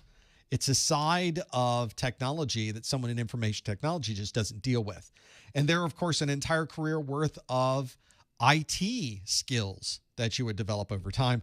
There are simply too many skills to know to be both an exceptional developer and an exceptional operations person.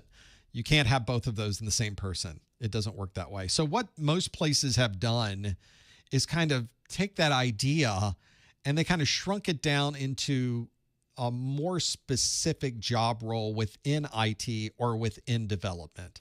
And every organization has a different take on what has become DevOps. DevOps is the new cybersecurity. When somebody says DevOps, my question is going to be, what do you mean by DevOps? Because it means different things depending on where you go. So that's what I would also ask too, is what do you mean by DevOps? Because if it's about development or programming or creating an application, doesn't really apply in this world. Security Plus isn't where you should be. Security Plus is about IT. Anything DevOps traditionally has been on the computer science side. However, there's been more of what DevOps has basically turned into for IT is someone who can automate really well.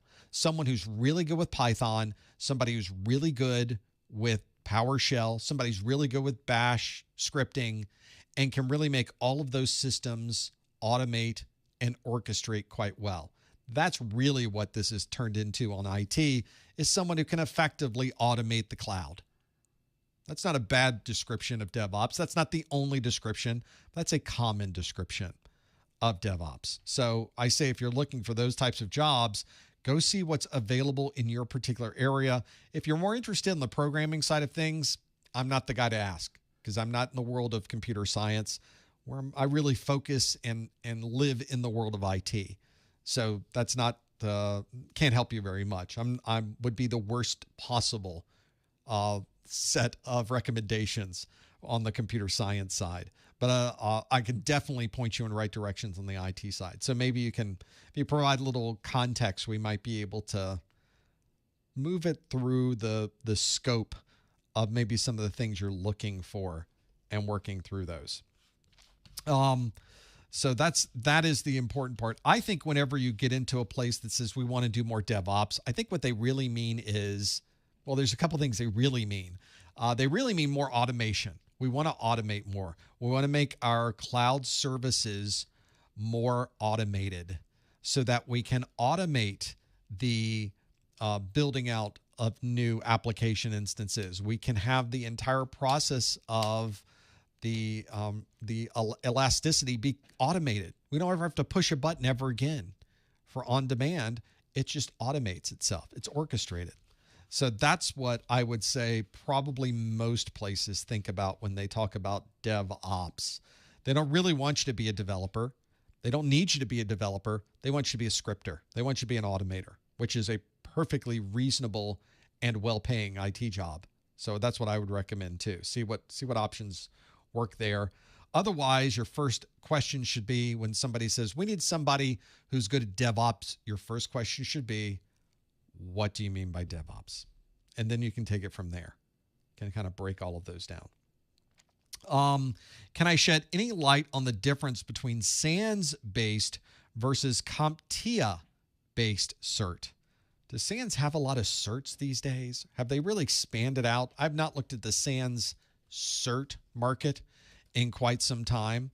They had a few that they would do. I've been to a number of SANS events, really on the sort of the trade show side, but downstairs they were doing all the courses and people doing the labs. They have a number of certs that they've done, and they keep expanding on those. There are SANS certs. They're not certs from somewhere else, but a lot of the certs that they do are focused on higher level security. Now, most of the certs they offer are not things you would necessarily see on a resume or a job posting. So my first question is, what do you want to do with these SANS certs? I think it would be important to know that piece of it, because usually somebody's getting a SANS cert is really taking the class, and then by taking the class in digital forensics, in open source intelligence, in Purple Team, in security management, they're getting a cert to go along with it, saying effectively they took this class and they remember the stuff they did in the class. They don't tend to be well advertised in jobs, but they do tend to be very valuable when you tell someone you have one. SANS tends to be first very good courses to take. They have almost universally are sort of a leader in security training. So they're very good classes. but they're also very expensive classes. So there's a cost that comes with being really good, and that's paying a lot of money. And so when somebody sees, oh, you took SANS and you went to this class and it was this instructor, and because the names of the instructors in SANS are names well known in the industry, and you have the certification from that course, so you must have you really were there, and you really remember the content, you really earned the certification. So those are pretty good certs. I would not compare those to CompTIA. It's a different certification for a different purpose. That's really at a different level. CompTIA certs have certainly entry level in security. We have a little higher than entry level with CASP and Pentest Plus and CISA Plus, but the SANS tends to be even more specialized than that. If you're not going to go out and get a certification from a provider of content, maybe, for example, we talked earlier about the Palo Alto Network certifications. Those are also certifications you would see on job postings where people say, we need you to be Palo Alto Network certified. Those are great certifications to have, but they don't necessarily cover broader topics like cloud security, open source intelligence, or purple teaming. They're really about, do I know how to really make this firewall dance? That's different than someone who has a broader knowledge of security in general, which I think SANS brings to the table. So that's what I would recommend is looking at those differences, seeing what the job postings are asking in your area, seeing what specific knowledge they would like you to have, even if it doesn't necessarily say, we want this SANS cert. Do they want the same skills that a SAN class would bring? There might be a hook there that's not necessarily spelled out, but by taking a single SANS class, you may be able to fill in a lot of the things they were looking for. And if you have taken a SANS class, there's going to be a conversation about that in the interview. Oh, I took a SANS class. Which one did you take? Oh, I took this one. Oh, where'd you take it? I took it at the event they had in Orlando.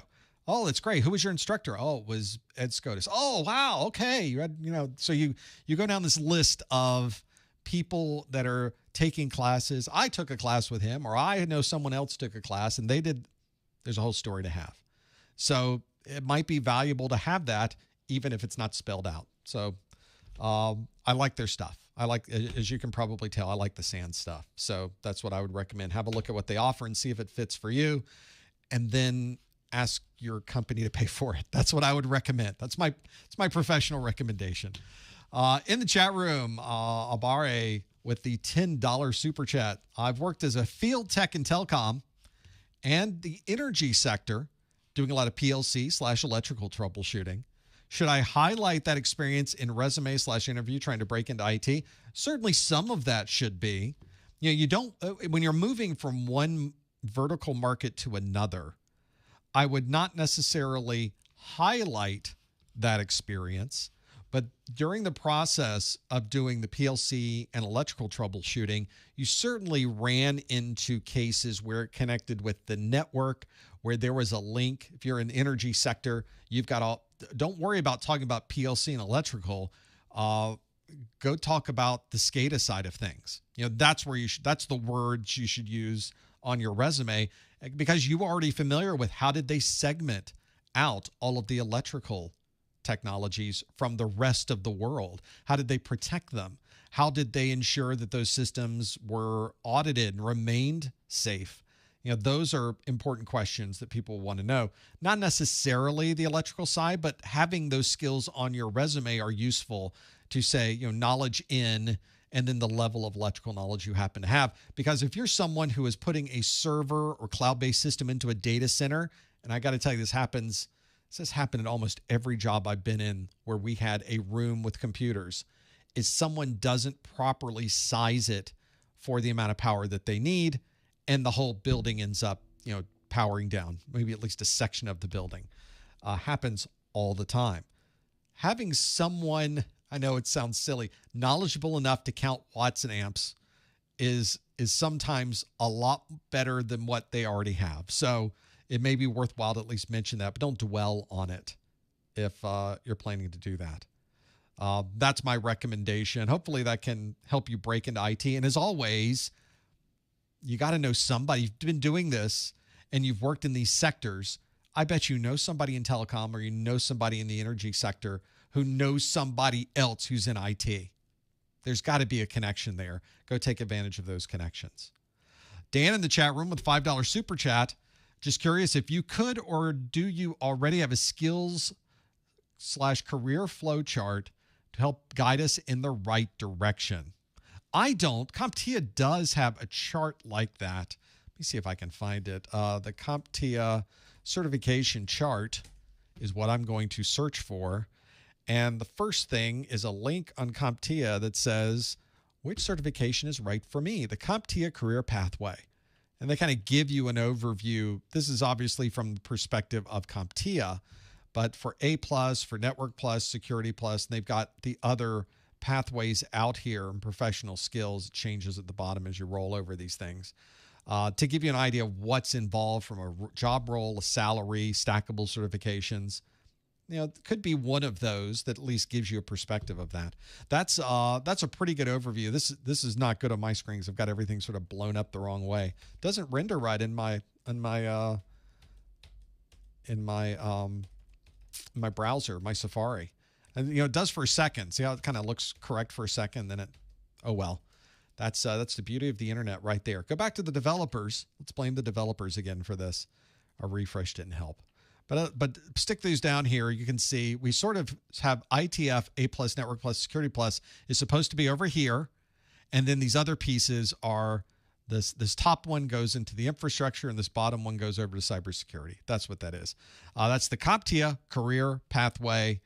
You can have that link is CompTIA.org/certifications/which-certification. That's it.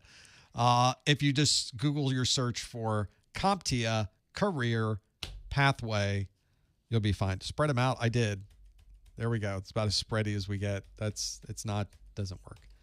It probably looks better in another browser, but that's now, we've lost it. We're done with that one.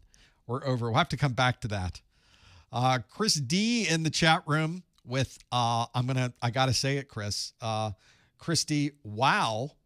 You sound live exactly the same as you sound in your videos.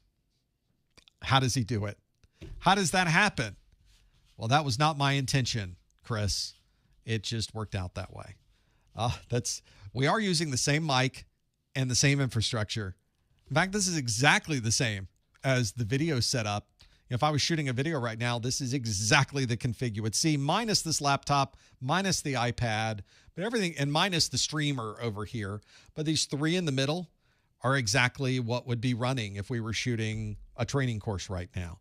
So it's the same use for same technology, same sound chain, same everything, same video. You're seeing exactly the same thing. So there is a slight, there's just a little bit of processing of the audio that I do using a separate audio hardware processor. I think it's almost flat at this point. But I do have a little bit of processing I do to this signal, but not much. So everything that you hear out of this mic, which I've been using since the very beginning of this craziness, it's the same mic.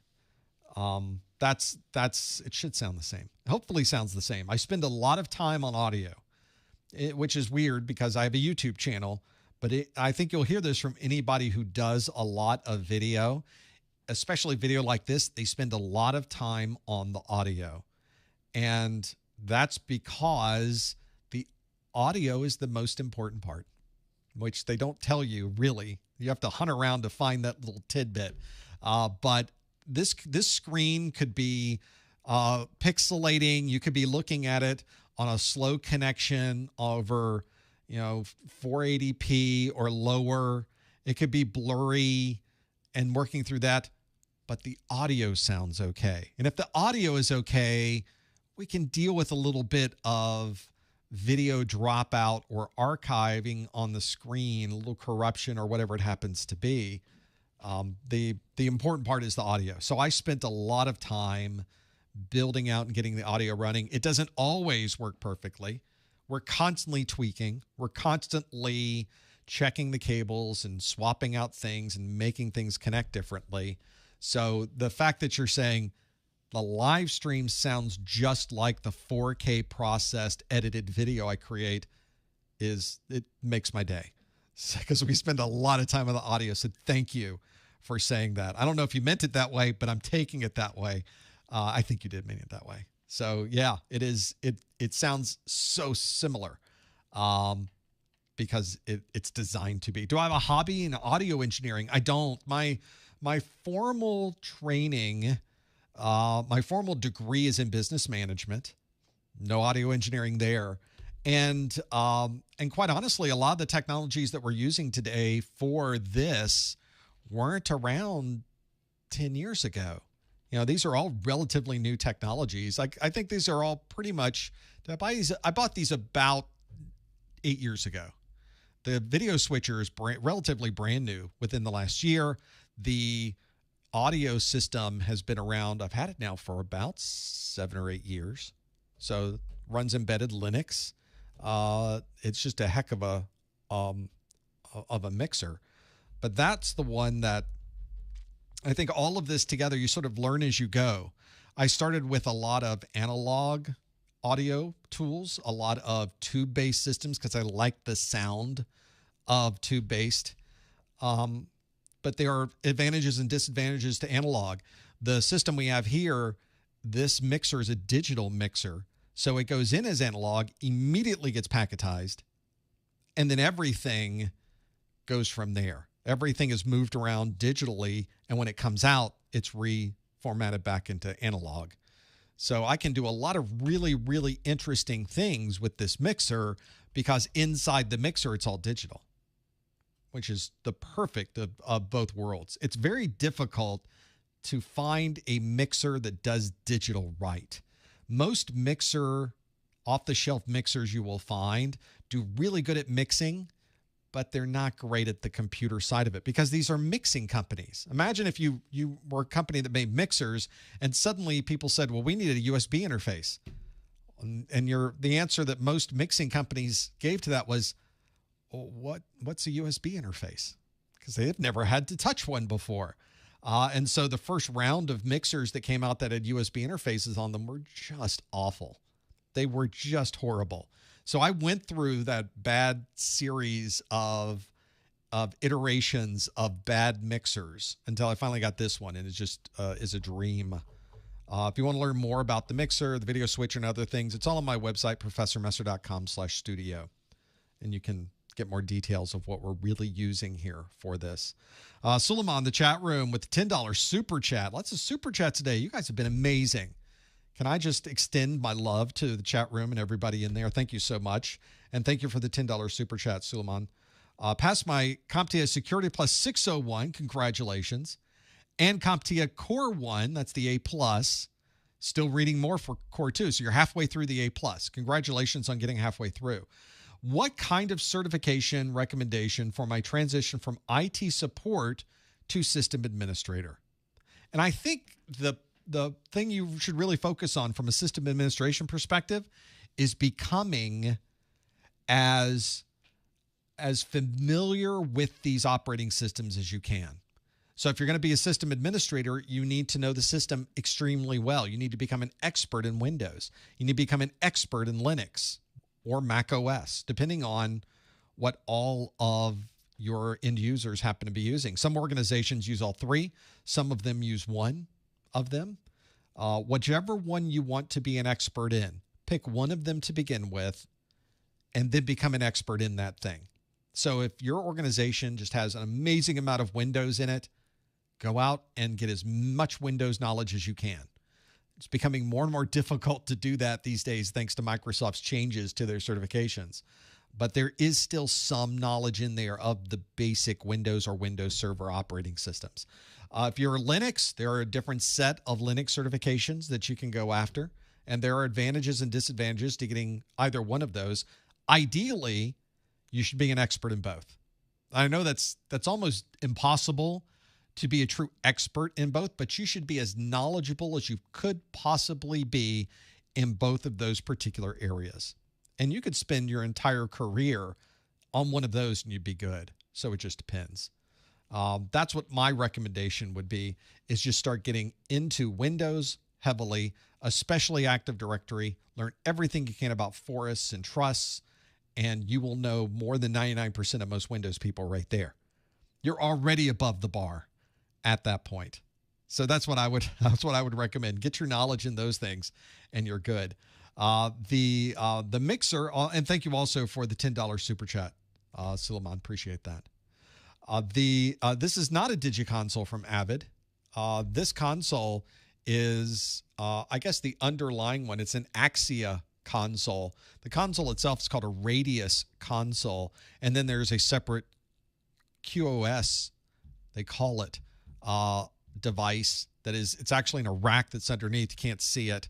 You can see my audio processors there chugging away.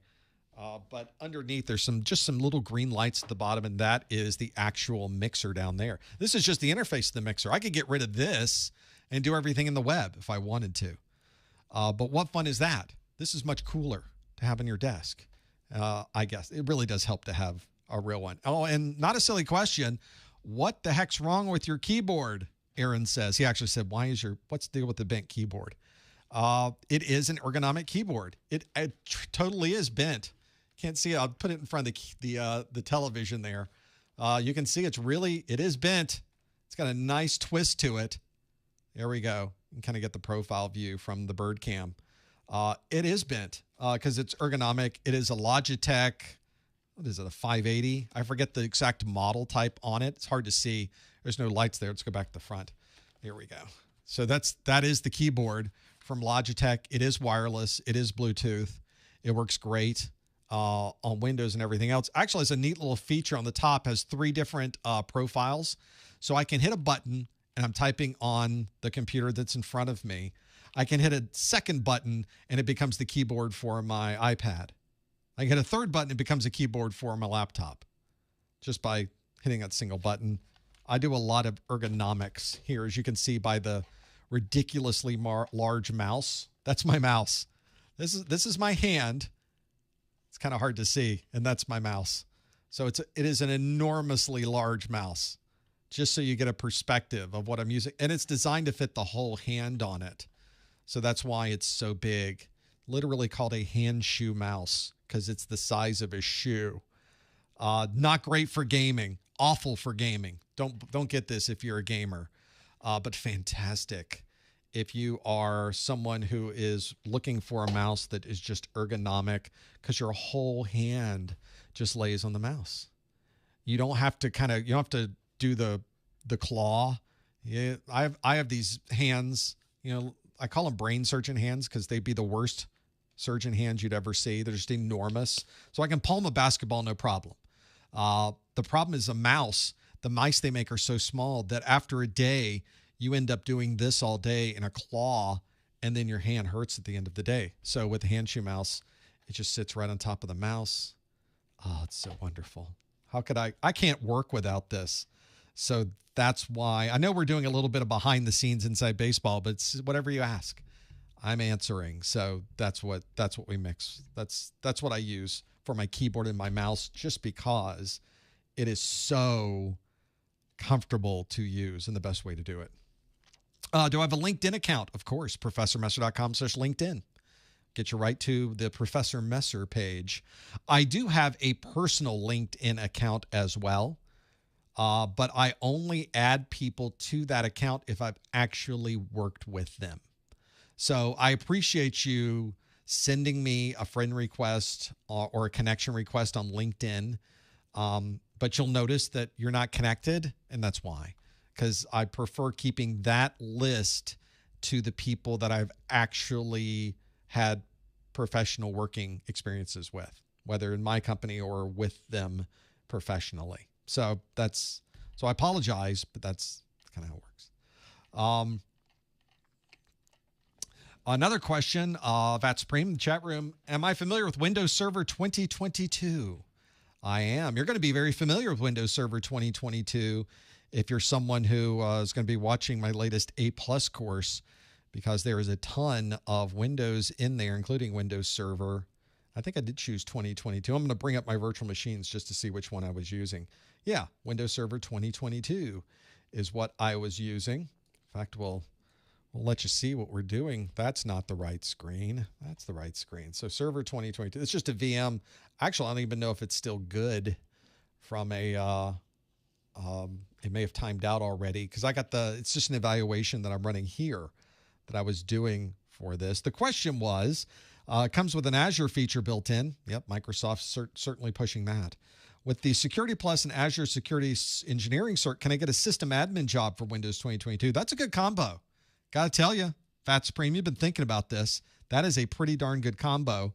Now, is that guaranteeing you an admin job? It's not, but I would expect if I was an administrator and I was planning to hire somebody who knew Windows, they knew Windows Server. Certainly the latest version of Windows Server is advantageous, Windows Server 2022. And then you've got the Azure security stuff built in. That seems like a winner to me. Control-Delete to unlock. I don't have Control-Delete because I'm on a Mac, but I'll do the second best. I don't remember my password. Yeah, I do. How about that? And there it is, Windows Server 2022. So yeah, I'm super familiar. I have a whole Active Directory infrastructure built on Server 2022. It's all there. I've got tons of users in there. I've got groups that I've created. I've got lots going on inside of Server 2022, mostly for the Active Directory stuff. There's a lot more Active Directory on the latest A+, and so I built out a whole Active Directory infrastructure and started using it, adding users to the network, changing their password, modifying group policies. All of those are in there. It literally took me 10 minutes to get that server running. So I've done it before, so that helps. And it might take you a little bit longer because you have to work through all the technical challenges with getting that running. But this was not hard to get running. It literally was install it and tell it, yes, I want you to be an Active Directory server. And also I want you to be DNS. That those sort of go hand in hand. You should have DNS running as well. And if you set this up on your local network, you're going to need a separate system to talk to Active Directory. So I went out to modern.ie and got a copy of Windows to run as a domain user. This is the one I'm not sure actually is still working right. So I got another, now I'm running two Windows machines at the same time because this is a VM, right? This is the beauty of it. So in one window, I've got an Active Directory server, and in the other window, I have a domain user. So we're going to start up, did I do Windows 10 or Windows 11 with this? I think I did Windows 11. I thought I was going to say 10. So there's Rodney. It's one of my users in Active Directory. Let's see if I can remember Rodney's password. Hey, guess what? It's the same password as is for the administrator. Don't tell anyone. Otherwise, I'd be in trouble. So Rodney was able to log in with his domain account. And now I could make changes to Rodney's configuration. You can see this is absolutely the eval version. And now I can make changes to Rodney's system because I have it all set up in Active Directory. That's it. Now, this is what you should set up in your environment. Set up a Windows server, turn on Active Directory, load up a Windows machine, connect it to that Active Directory server. DNS is going to mess you up. So just be ready for DNS to be a challenge. You got to get over the DNS hurdle or manually set your DNS not to be the DNS of your internet router, but be the DNS of your Active Directory server if you're running DNS on there. That's what you should do. Now you've got a fully loaded, fully functional Windows configuration. And then you've got the ability to do group policy editing if you want to. So on my computer, let's see if I can go back to my server that I've got, because that's where I did all my group policy from, because my user account does not have the ability to do group policy management. But you could bring up the group policy editor. I just went down to the search and did a group policy, added that. And now you've got all of these sites. There's my site, sgc.local.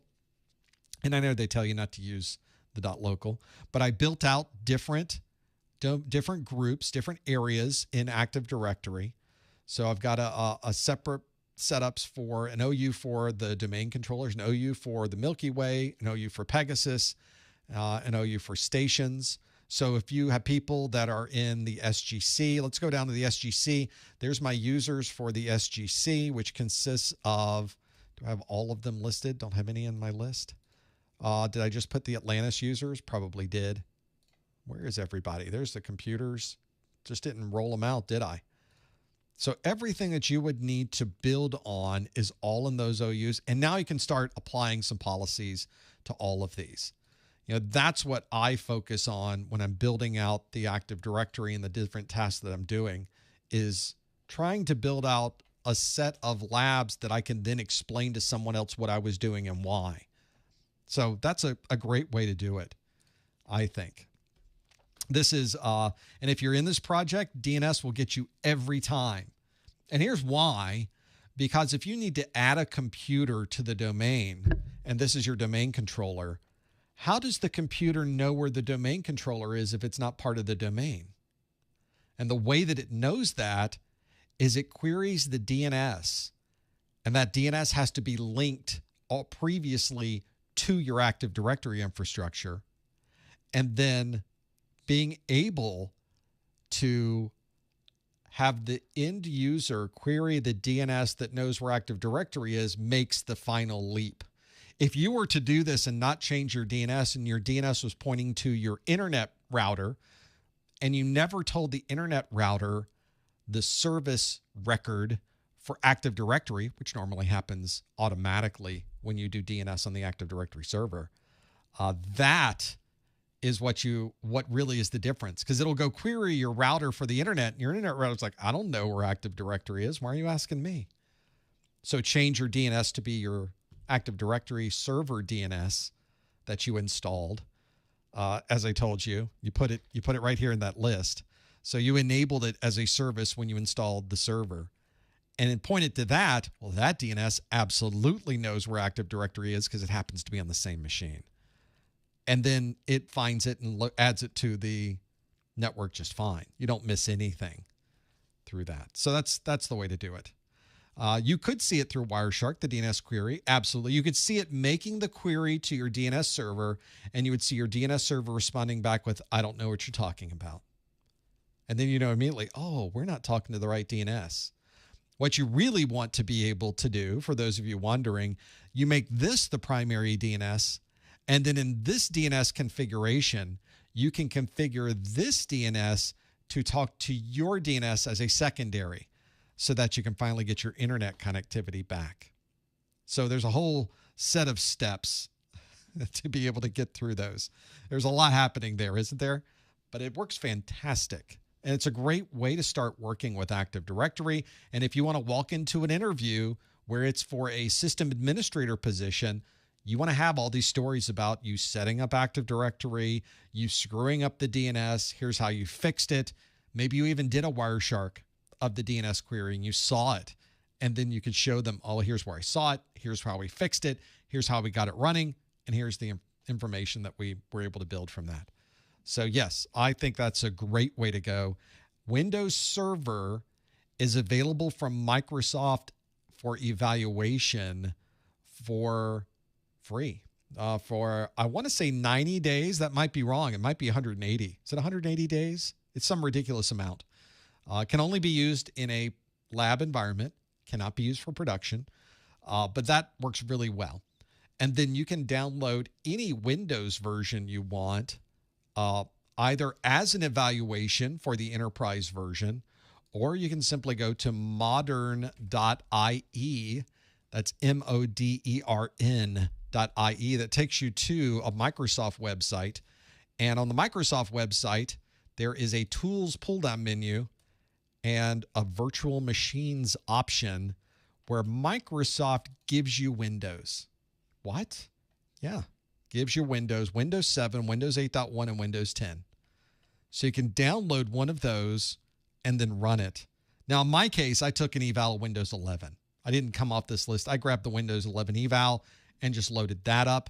So I don't even, did I pay for that? I think I did buy a license of Windows 11 just so I can continue to run it. Let's find out. or Windows 10. So I'm using their eval of Windows 10. I have a separate Windows 11 VM I'm running that is not part of the domain. That's what it was. So this continued. In fact, it tells me my Windows, you can't see it, my Windows license is expired. It can't be seen. It's impossible to see. Can be seen on that. I could reevaluate after that period. There are ways that you should not take the current existing system and re-up it for another 180 days. I've seen websites that say, here's how you can do that. Well, obviously, Microsoft did not intend for you to do that. They intended for you to download another 180-day evaluation. That's up to you. That's your gig. I would recommend downloading it again. As I mentioned, it took me 5 minutes to set this up. Now, what I haven't done, and this might be a good one to do, is back up the Active Directory domain, or how could I set it up? We'll give you this as sort of your homework. Set up an Active Directory server, get it running, build out the AD, build out with users and groups and everything you want to do. Now, create another one. Create some redundancy. And then turn off the first one. And then do things keep working. These are the things that happen in a normal enterprise environment. So, and then how do you do that without deleting everything in your Active Directory infrastructure, making sure that it replicates things properly? You know, how do you do that? Well, follow the steps. There's some great labs there. So that's what I would recommend, is going through those labs too. A lot of fun. That says Windows 10. This is Windows 11. I wonder what I did there. Oh, because that's definitely not Windows 10. That's definitely Windows 11. Oh, yeah, and somebody else, Dave in the chat room, I did it using Azure VMs. You can absolutely do that. Microsoft has a whole set of labs they do that's all in Azure. Set up a couple domain controllers, add a host. It's all in the cloud. Don't have to do anything. That's why I mentioned some of those labs from CompTIA also have exactly the same thing running. They've already got the VMs running. And you can go outside the scope of the VMs. You can load up the VMs and then go forget the instructions for the VM. Now that you've got Windows Server running and an operating system, now let's see if we can break it. Let's play around with it. Let's add a user. Let's add a group. Let's do other things with group policy. You can do that right there. They've already built it out for you, and you don't have the 180-day limitation. That might be something to do too. I should try that. That might be a good one to put in the videos we create for A+. I've already built all mine out. I've already done the labs. I've already broken them all down. I've already done the screenshots. A+ stuff's done. So that's pretty good stuff right there. That may be a good way to go about it. If you're someone who is really working towards a system administrator position, what a fun job. So I would recommend going through that. Can I still trust SolarWinds basic tools? This is somebody's the Active Directory. It's John Boyce. His Active Directory setup's awesome. Thanks for showing me how to map a network drive from the command line. That is an important skill. You should absolutely know how to map a network drive from the command line. The Pegasus reference there was a Stargate reference, or allegedly was a Stargate reference. Of course, any similarity to anyone known or fictional is clearly coincidental. So that doesn't cover me at all. So there is a reference to Gaza there, because that's where they found one of the gates, right?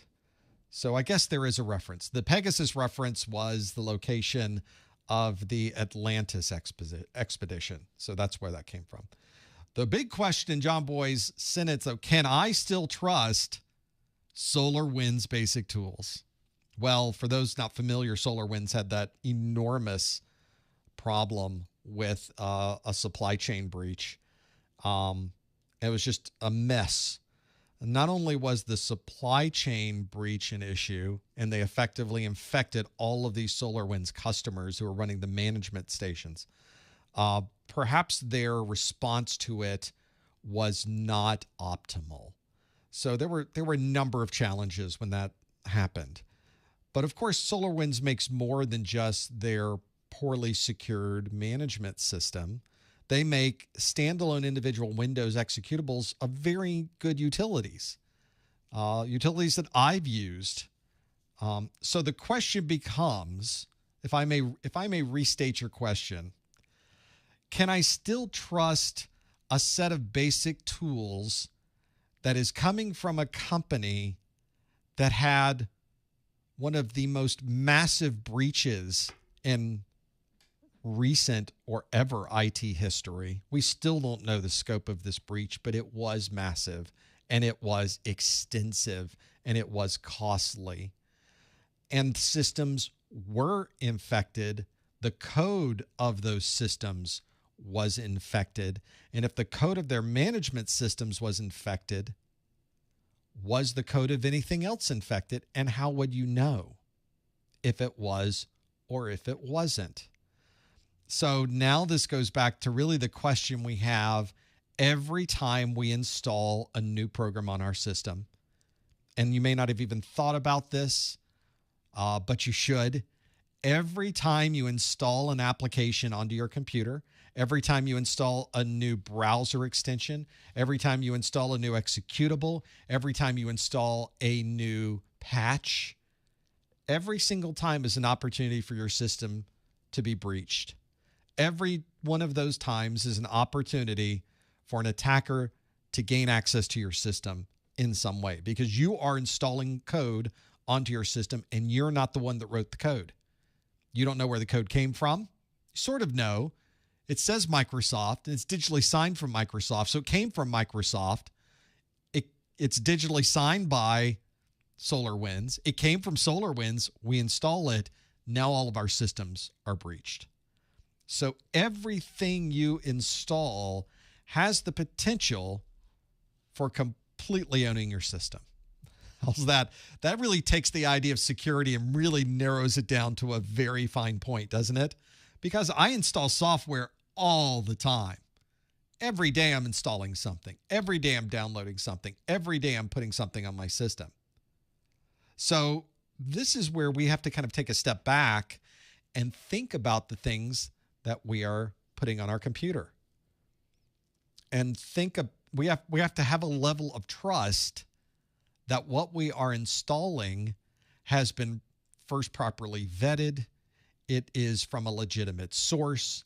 It has not in the background been somehow compromised by a third party, and we're installing it on our computer. And we just have to trust it. Everything in security, the entire foundation of IT security is based on trust. Everything about it is based on trust, because you are not the one who started with no code. You're not the one that built the code or the drivers or the extensions in your browser or the application. You're not the one, you don't even have access to the code. You can't even look at the code to see if it's vulnerable in some way. And even if you had access to the code, do you have the knowledge you need to be able to find a security vulnerability in that code? I don't. So I have to trust that what I'm getting, I do the normal things. I download it directly from the manufacturer's website. If they have a hash on their site that's posted, I check the hash once I download. I make sure that it's been out for a little bit, maybe a couple days, a week, at least. I don't want to be the first one to install this. If there is a forum or people that make comments about this software, I check the comments to see if anybody has said anything untoward regarding this particular code. And then if it looks okay and I trust it, I install it. And even then I hope for the best. Even then I'm planning for the worst. I've got a backup. I make sure that if it's something that I'm really unsure of, it's installed in a VM. I mean, there's things you can do to help protect yourself, but it's all about trust. And quite honestly, we just don't think about it enough. And that's why there are some security professionals, they prefer running Windows 7 with an old browser version, and they're not upgrading, and you can't make them, because what they're running has been vetted, has been checked, and to the best of our knowledge, has no outstanding vulnerabilities. Now, I think we all know that the operating systems we use today are vulnerable. We just don't know how yet. Somebody's going to find some vulnerability, And next month, there will be a Microsoft patch that comes out that says this corrects this very significant vulnerability around this particular library that has this particular problem. So even what we're using today is insecure. We know it is. There are certain aspects of an operating system that are insecure. We just don't know where yet. I don't know. So that's where I kind of focus on this is how do I trust enough to install? That's up to you. It's a personal decision. And that's why I say some security professionals are using old software and are never going to upgrade that unless they really are forced to. I tend to use the latest, and I tend to do updates. When the security patches show up, I tend to install them. Is that good or bad? I trust those updates are good. I have proper backups set up. I have multiple backups. Some are off-site. Some are not off-site, but offline. So there's things I can do to make sure that the backups stay over there and that if something happens to this system, I can at least restore it and I'm back and running. I don't know. So that's it. That's the key is the trust that we have towards that.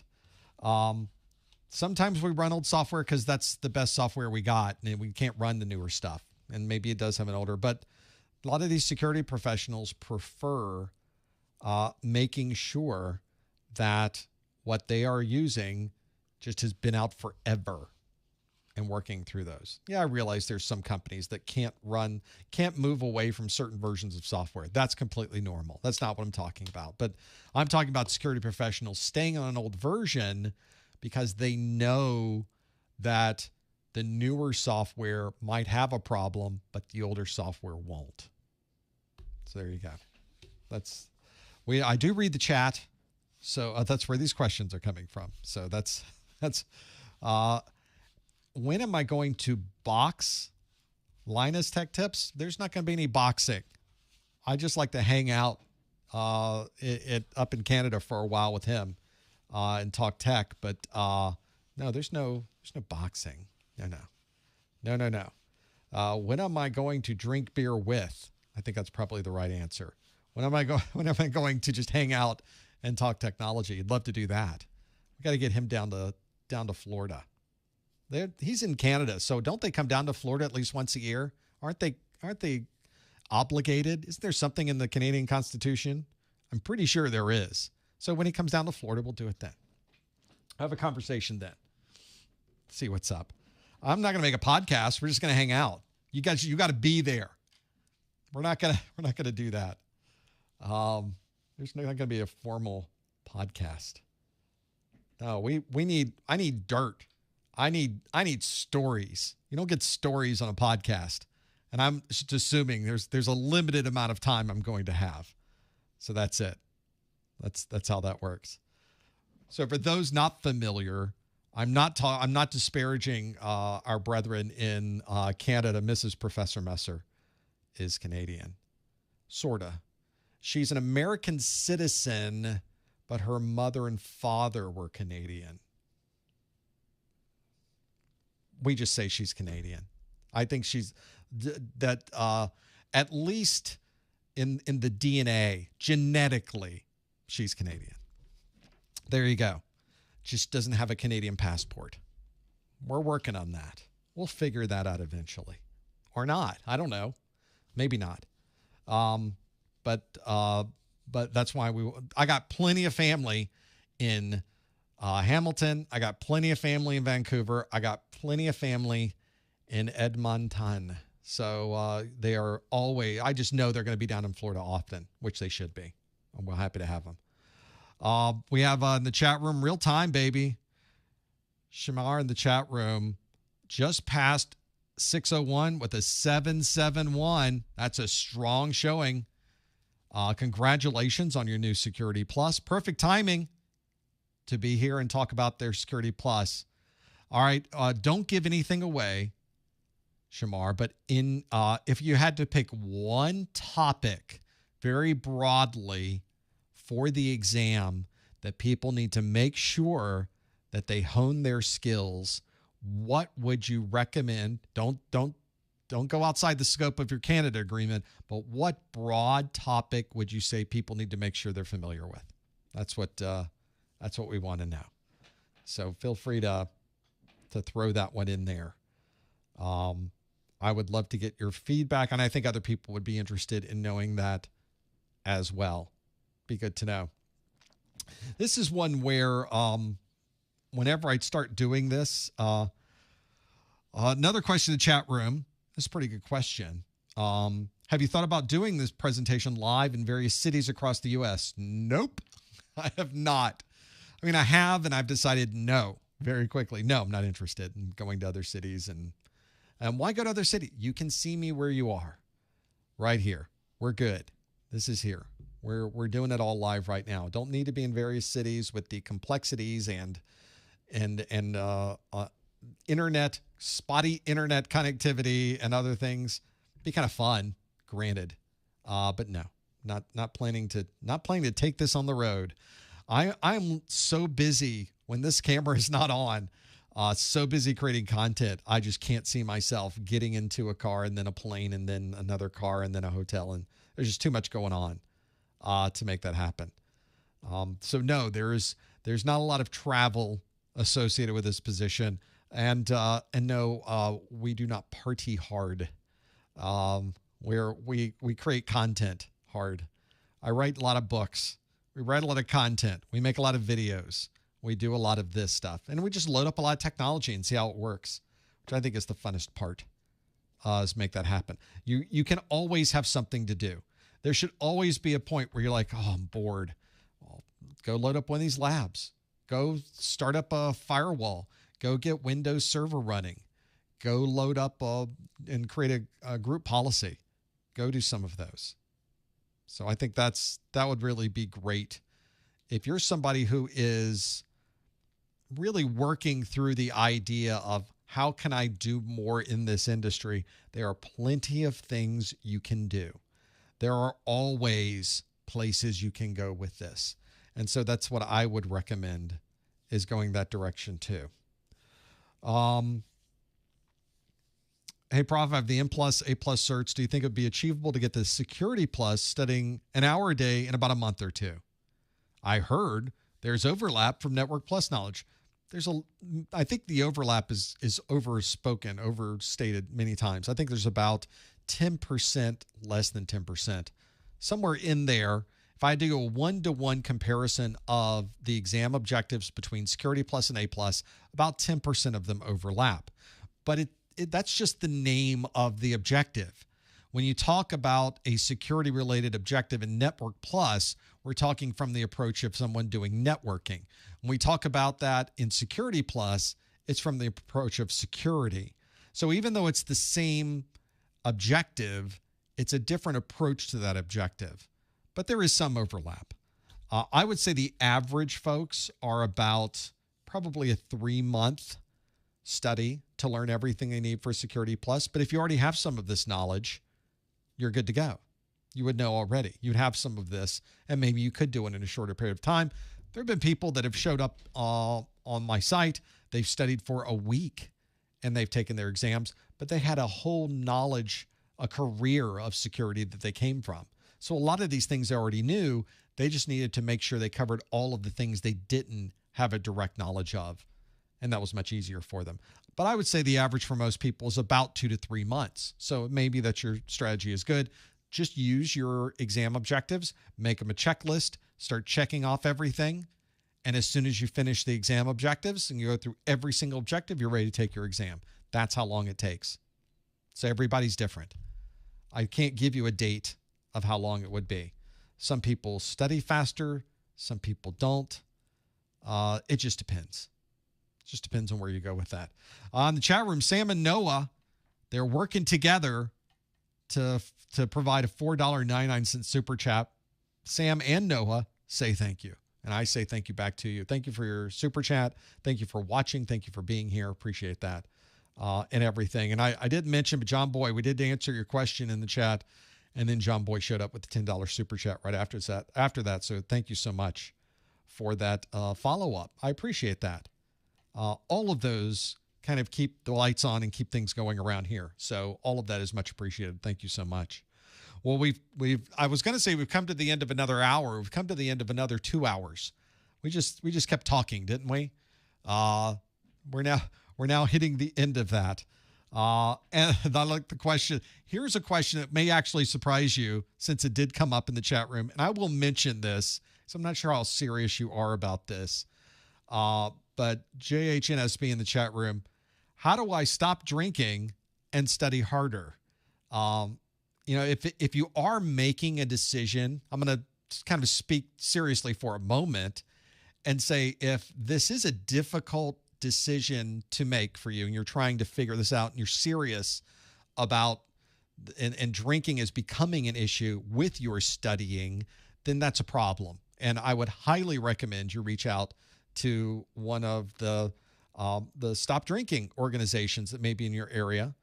There's a lot of different options to choose from. Most people know the Alcoholics Anonymous and others, but there may be a local group in your area or someone you work with. So if this is a serious question about things you're running into, these are things that happen in every industry, reach out to one of those and get somebody to work with you.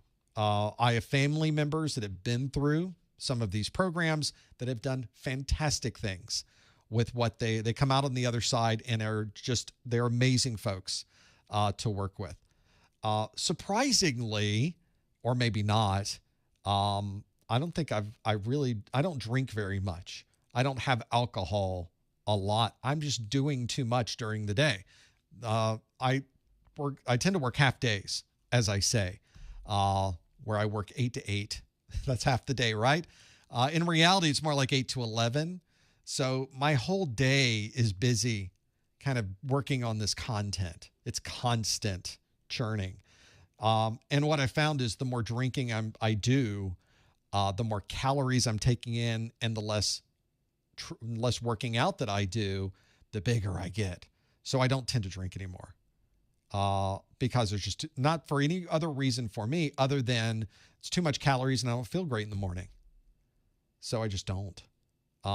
There's plenty of other things you can do to relax at the end of the day. Find the one that works best for you and don't let it take over what you're doing. And there was a qualification in the chat room. Nope. I just don't want, I'm not alcoholic. I just want to drink too much, which is perfectly reasonable as well. That's what I would recommend. It's just not drinking. And it's amazing how much more you get done in the morning because you're not having to go through that process of recovering in the morning. It's also better for your body. And if you're someone who works out or you would like to, not drinking is going to help you quite a bit. So a less alcohol intake doesn't mean you have to stop completely. Every once in a while, I have a sip of this, that much of a thing, just to see what does that taste like. That's it. I'm done. We're on to the next thing. I think of it like ice cream. Ice cream has the same problem. Ice cream is the same thing for me. That's my kryptonite because that ice cream is so good, but it's full of calories and sugar. So not something that's going to be great for you if you do it to excess. But you grab a spoonful every now and then. You're like, oh, that's good ice cream. That's what you should do with your drinking. My problem also is I love scotch. I'm a fan. I'm a scotch lover. I just don't drink it. So it's an odd place to be. But if I have the first one, boy, that was so good. Let's have another. I'm that kind of person. And I could, if I don't have the first one, then I won't have the other. See how that works? It's so simple. And I feel better and I wake up better and I'm able to produce content better. And ultimately all of this gets better. So for me, that was the solution. Everybody does a different thing though. You got to find the right mix for you. Maybe I still do too much Xboxing. So I'm not perfect. There's still a lot of that happens. Those are key. So as I was saying, we've come to the end of another hour's worth of stuff. I did want to get that last little bit in there. Find the balance that works for you. It's not all about technology. It's about people. It's always been about people. The technology part's just what we layer on top of this. We all got to stick together, look out for everybody else, stay healthy.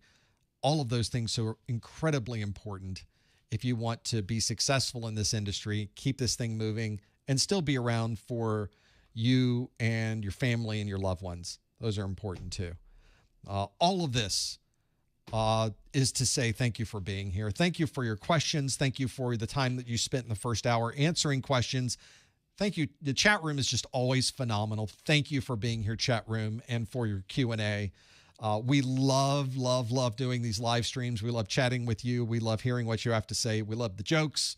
We love the things that you bring to the table, and that's why we do this. We are always around. Feel free to check in when we're not live by following us on Discord, professormesser.com/Discord. That's where I'm usually hanging out. We've got tons of resources on the site and many more to come.